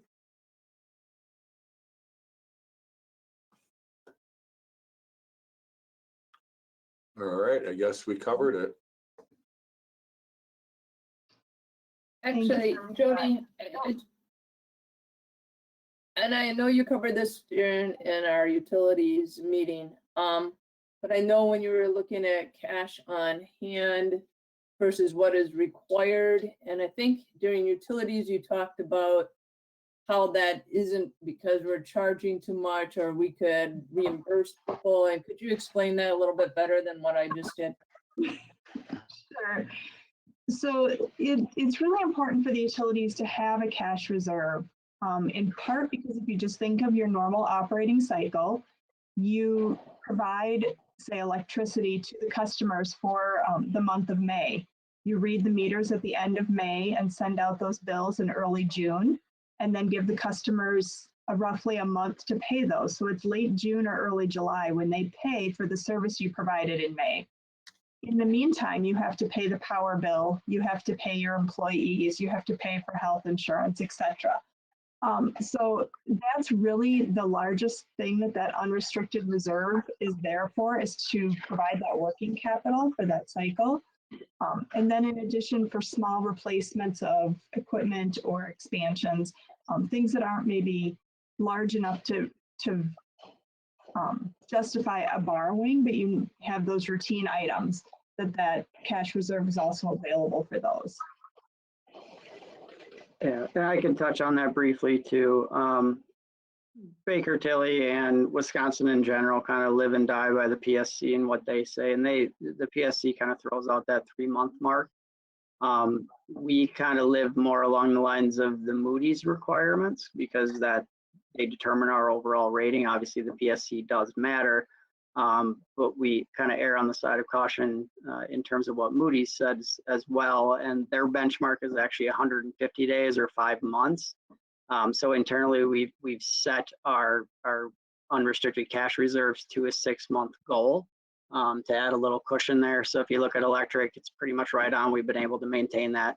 Water we built up intentionally over the last couple of years, knowing that this lead project was on the horizon. So now we have the ability to fund some of that through cash reserves at this point, and maybe not have to borrow the entire amount. And wastewater, as Jody kind of touched on, we spent those down purposely. You can see we built these up to almost 10 months of unrestricted cash on hands, and that was for an anticipated treatment plant project that has now either been delayed or gone away. I can't remember exactly, but it's at least delayed by a number of years. And there was some collecting system needs that the sewer utility had to attend to. So we purposely spent those down. But internally, we do pay a little bit more attention to the Moody's target of 5 months versus the 3 months at the PSC. And to your point, Regina, too, on the rate of return, and it popped out to me too on the electric side, being over the authorized amount. There's kind of 2 reasons on the electric side this year. One is the number of customer advances that we had on hand from the TDS project, the fiber project. And the way the PSC calculates basically the denominator and the rate of return calculation is they back out those customer advance amounts. I don't agree with it. I don't think it makes any sense, but that was to the tune of almost $1.3 million. Obviously, they average that out, but if we back those amounts out to a more reasonable number like we generally have, which is maybe $10,000, $15,000, $20,000 at year end, we actually ended up right around that 4.9% allowable rate of return. And we did have a pretty significant short staff in terms of the line division throughout the year as well too. So that's why you're seeing kind of a higher rate of return on the electric side, along with the rate increase that happened. But in 2021, we'll see that rate of return come down as well. So just wanted to throw that out there. Yep. Thank you for your both great explanations. And anything you want to add, Director Weiss? Nope, I don't think I have anything to add. Ms. Dobson and Director Friedel did a great job answering the questions and laying everything out, so I don't have anything to add, but thank you, Mayor. Sure. All right. And then on this one, we do have a resolution to basically accept the audit report and the letter. So I believe that Rachel, you would be our utilities liaison. So if you could just read the resolution and then make a motion to approve it.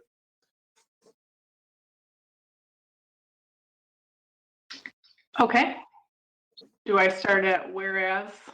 Just start with the authorizing and directing. Up on the top here, just this part here. And go down through. Just go down through the management letter and then I so move, or however you want to state it. Okay. Authorizing and directing the proper city officials to acknowledge receipt of the Stoughton Utilities 2020 audit report and management letter. I so move. Is there a second? Second. All right, nicely done. We've already had the explanation, so we won't make you explain all that, Rachel. Any questions or comments before we vote? Hearing none, all in favor say aye. Aye. And any opposed? That motion does carry. Thank you very much. Both of you did a great job of presenting tonight. We appreciate it. Thank you. Have a good evening. All right, next item is ordinance 14 of 2021, and this is a first reading coming out of the Plan Commission. Alderperson Caravello. Yes, thank you. This is ordinance 14 of 2021, an ordinance amending the zoning classification of a parcel at the west end of Isham Street in the city of Stoughton, Wisconsin, And this is a first reading. All right. And this is a request to rezone the property at the west end of Isham Street, which Isham Street actually currently ends at Page and Isham. So this is the piece that would go west of that intersection to rezone it from single-family residential to two-family residential. All right, and then this is the most up-to-date map. I don't think this is the one that was in your packet. And this map was updated to reflect comments from Alderperson Majewski at the Plan Commission and Alderperson Caravello and President Hirsch at Park and Recreation to show potentially where half of the park dedication would come from. And then the other 25 feet that the Park and Rec had requested would come from the adjacent property at the point where that's developed. So that's what this map here is reflecting. And then if you want to, I can just show you the trail system quick that Dan put together. You can see that it kind of goes south and ultimately it would continue to go south as that's developed. And it would go off to the west as other properties may be sold in the future. And then here's another example of kind of what that trail system could look like. So what we're here to do tonight is just look at the first reading for the rezoning. So basically they're taking the 4 single family lots. They'd like to turn it into 6 and build some duplexes. Any questions or comments at this point?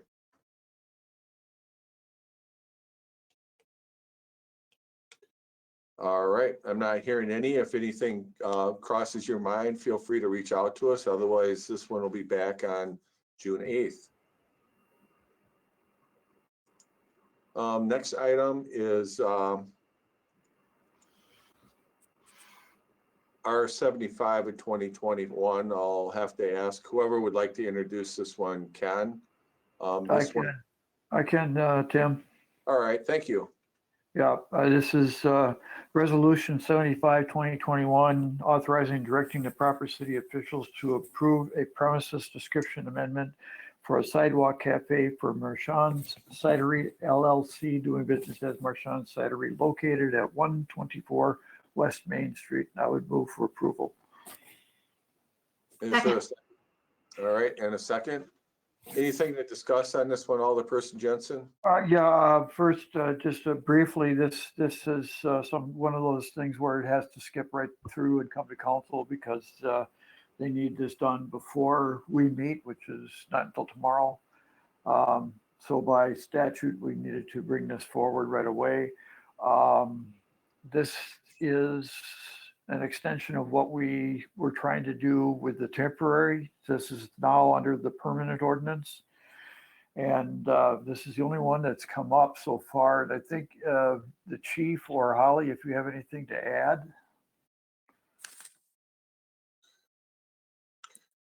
I'll just add a quick piece. So after the council took action to make the outdoor permit permanent instead of under the emergency order, we did send out a letter to the businesses that had previously applied and were accepted under the temporary order. And as Greg mentioned, this is the only one that has actually come back with an application. Right. So we're still trying to work with the other business owners because, you know, it's set to expire at the end of the month. And we certainly, you know, are kind of in a position now where we would like them to get their paperwork in. Anything else, Holly? I think that about covers it. I think planning took a look at it and nothing has changed from their temporary setup that they had there. And also Chief Lev didn't have any issues with it. I don't know if he's still on or not, but everything as far as the license is concerned is in order. So we'd like to approve this one tonight, and then tomorrow we're going to follow up with the rest of the business owners that haven't submitted to let them know they missed one deadline already, and we'd like them to get it into us. So we'll probably be having a discussion on that internally. And hopefully we'll be bringing some to the next council meeting, but this is where we're at right now. Any questions or comments? I have a question or a comment. All right. That I'm just wondering if there's in their request, it states that all customers will come into the building to obtain a cider or wine and bring it outside themselves. And I don't have it in front of me, but I think in the sidewalk cafe ordinance, I'm trying to remember what it said about people having to be served by a licensed or authorized person. And I don't remember the wording because I don't have it in front of me. And I'm wondering if these two things match, where the customers go in the store and bring it out themselves and are seated outside, you know, essentially by themselves, as opposed to a member of the staff bringing it out and serving the customers. I'm just wondering if there's something that isn't, the words aren't matching there, or if I'm reading something that, if I'm remembering something that doesn't exist. Does that make any sense to anybody? I totally understand what you're saying, and I'm looking for it right now. So if you Yeah, could- I do. I'm looking too, because I All right. remember what you're talking about. All right, I think I have it here. Let me throw it up here and you can let me know if this is it. And then if we can remember where that would be in here. If you go down to, one more page, I believe, under 7B. It does say that the owner or, where did I see that?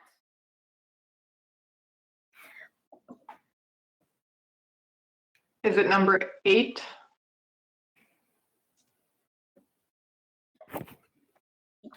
Yeah, I mean, the way that it's drafted is it says that alcohol can only be served by a Class B license holder or an employee who has an operator's license. It doesn't expressly say that the ultimate consumer can't carry it out themselves. Yeah, I guess what I'm seeing is a distinction here it doesn't say they must be served, but only if they are served in that area, it must be done by the license holder or someone with an operator's license. All right, does that answer the question? And the license holder would still be responsible for supervising that area. Yeah, I'm just trying Yeah, to look. when a customer is served inside and carries a drink outside to the table, then that doesn't constitute, service of the drink outside. So if a person is sitting at the outside table and is served outside, they have to be served by the Class B license holder or someone with an operator's license. But if they are served inside, they can carry their drink out on their own without that being clearly inconsistent with this language, as I see it. Now, if the concern is you don't want people to get it to be served inside and carry it outside, then I guess we can talk about how to deal with that.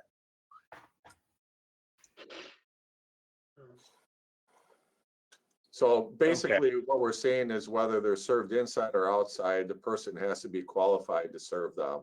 Once they serve them, it doesn't matter if it's inside or outside.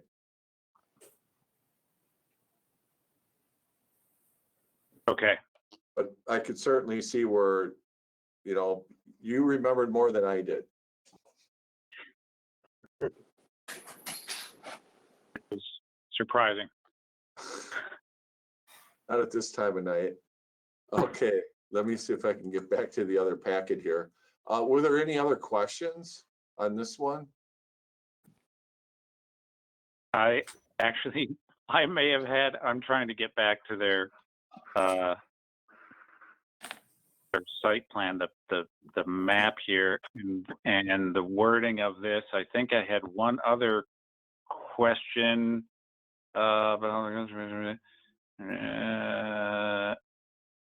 Stanchions will be placed designating the edges of the outdoor seating area. And this one I actually,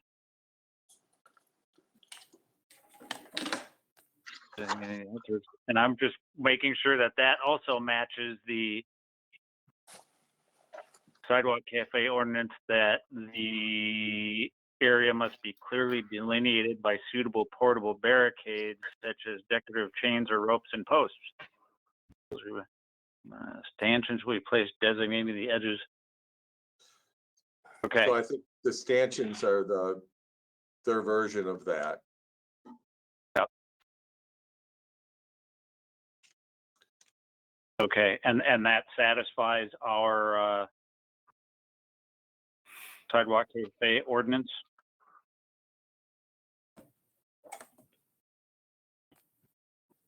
I would say that Just what a making sure. suitable barricade is discretionary. It's a bit discretionary under the ordinance, and it's been reviewed by the appropriate parties. So as long as you have sign off from your public works and police chief on the fact that that their version of barricades is appropriate, then you're in compliance with the ordinance. Okay. That answers that. All right. Anybody else? I had wondered what a stanchion was, and Wikipedia is telling me it's an upright bar post that can have retractable belts, ropes, like in theaters and things like that. I think they're within the boundaries of our ordinance.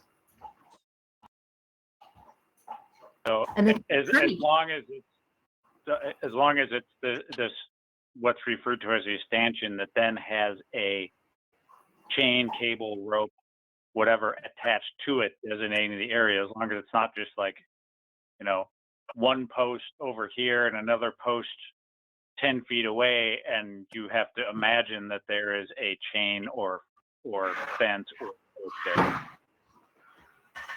Yeah, they typically have a rope or a chain, or some of them have like a retractable strap. The ones at City Hall have the retractable strap.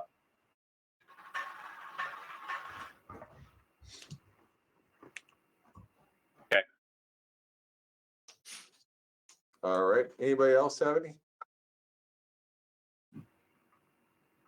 All right. So all in favor of the motion, say aye. Aye. Aye. And any opposed? That motion does carry. So we're going to go back to the presentation. Sharon was having a tough time signing in. I think, are you with us now, Sharon? I am, yes, thank Awesome. you. Yep, great. Glad you made it. I did put together a few slides, so you can just, the floor is yours. Thank you so much. I appreciate it. My name is Sharon Mason Boersma, and I was on the subcommittee through the RDA for the Stoughton Downtown Revitalization from the RDA for the subcommittee to look at ideas and strategies for developing revitalization for the downtown area of Stoughton. We met several times with the staff of Ayers Associates, and we were hiring them to offer specific suggestions to our subcommittee. And also we gathered information from city leaders and to residents and different businesses, organizations through public meetings, focus groups, and surveys. One of the main suggestions that we got from the staff of Ayers, who also put out like a 140-page manual that can be sought online, is to strive for a business association for our downtown. And that would be where local business owners downtown would communicate more frequently with each other about what each has to offer, to work together on offering downtown events to the public, and to help support new startup businesses for stabilization. So keeping this in mind, after the subcommittee formally ended in the fall of 2020, we decided to continue our journey of looking at a business association, which we have formed, we're forming right now, called the Stoughton Downtown Merchants Association. It consists of about 6 downtown businesses, and those people on the planning committee are Alan Sheets, Teresa Abel, Peter McMasters, Jonathan Kotwitz, Jonathan Haney, Brooke Johnson, and myself. And we also started out with a couple of other business owners who have since decided they're very busy, and so they said move forward on this, and they're supportive, but they can't meet formally right now. I also put together our mission, and we formed that to bring awareness and collaboration of downtown business community to support and promote retail businesses by holding planned events, provide friendly shopping, and create opportunities that touch lives dedicated to everyone. We also have objectives. We've also formed from our committee, we're trying to write a 501c6, which is what it's a nonprofit organization, which a lot of businesses, including the Chamber of Commerce, has done. We've also set a fee for our member association, and we'd also set a timeline for having a planful event at least every quarter, if not more. We've also set up some city boundaries for what makes a member of our association that we are outlining. And we've modeled this association actually from the Monroe Street downtown. They have a Monroe Street Merchants Association that's been in existence for like 40 to 50 years, a long time. So we went online, they were invited, we looked at their bylaws, they provided us a tour guide of what they have for their visitors and residents. So we really are appreciative of the guidance that we've had from the Monroe Street folks. So tonight, what I'd like to do, and we did have another business owner earlier, but he couldn't get online either. So I'm kind of the Lone Ranger here, but I know that I do have the support of the other people on our subcommittee, that we provide to you tonight an outline of our expenses for our startup costs. This is a pie chart that one of our business owners outlined. And it gives us the percentage of expenses for specific line items to start a merchants association. And we are requesting that these expenses be considered for payment through the American Rescue Plan for helping to increase ways and support the revitalization of our downtown Stoughton businesses through this project. So I appreciate the time tonight to address this with you, and wondered if you have any questions regarding this.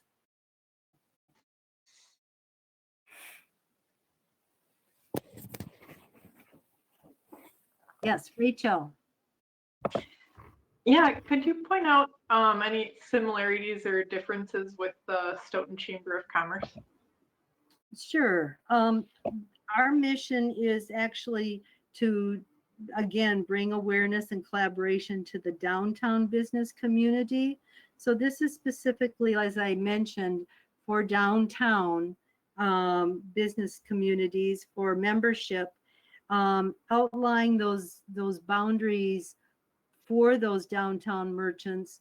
There would still be a possibility of membership, but it would be half the cost, as well as they would be able to advertise in our event planning information. So again, it's boundary oriented. The membership might be a different fee than the Chamber of Commerce.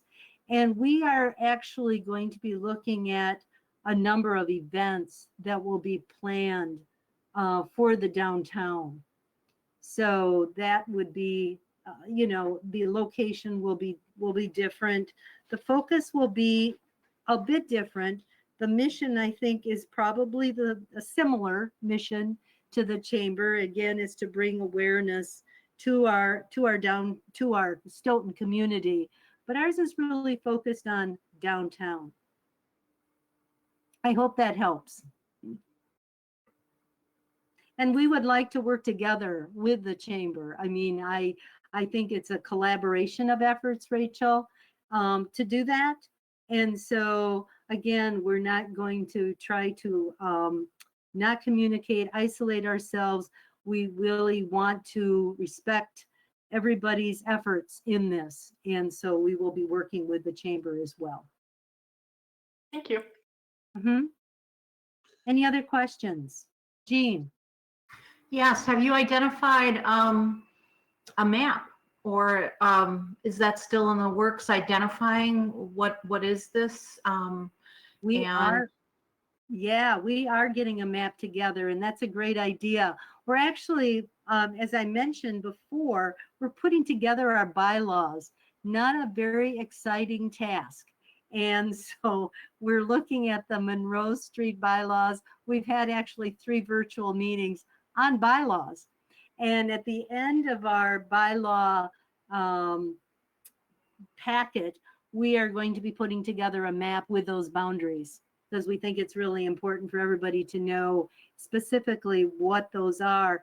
But also, we are planning to, and cross our fingers in June, if it all goes as planned, I have sent out an email blast to as many business managers, owners as I can muster to tell them that this is what is happening. So even if our members on our planning committee, they really know firsthand because they've been planning this, but other people don't. And so we did hear a few rumbles, what's going on with this from other people downtown. And we want everybody to know that this is happening. Communication is really important. So we'll have that map outlined by that June meeting, and also much more detailed than what I'm providing tonight to you. Thank you. Phil, did you have a question? The same question that Jean had, just kind of curious if you had an idea of roughly what that boundary was, but that sounds like a work in progress. It's a work in progress. We have it pretty much outlined, but we still need to tweak it a little bit and make sure all 6 of us are really on the same page. And that's so important. So, yep. All right. Sharon, let us know if landmarks could be of assistance to you all. Just that interesting times around trying to preserve historic downtown, looking at local landmarks, as well as the Depot Hill area. And so there may be some information or ways that we can be helpful to each other. I appreciate that. Thank you, Jean. Any other questions regarding this? You can tell I'm really excited about this. I think it'll be a good thing for our downtown. And I think too, the merchants in general are very excited about it. At least the ones that are on our planning committee. They've been just very, very helpful and really work together hard to make this productive and a goal.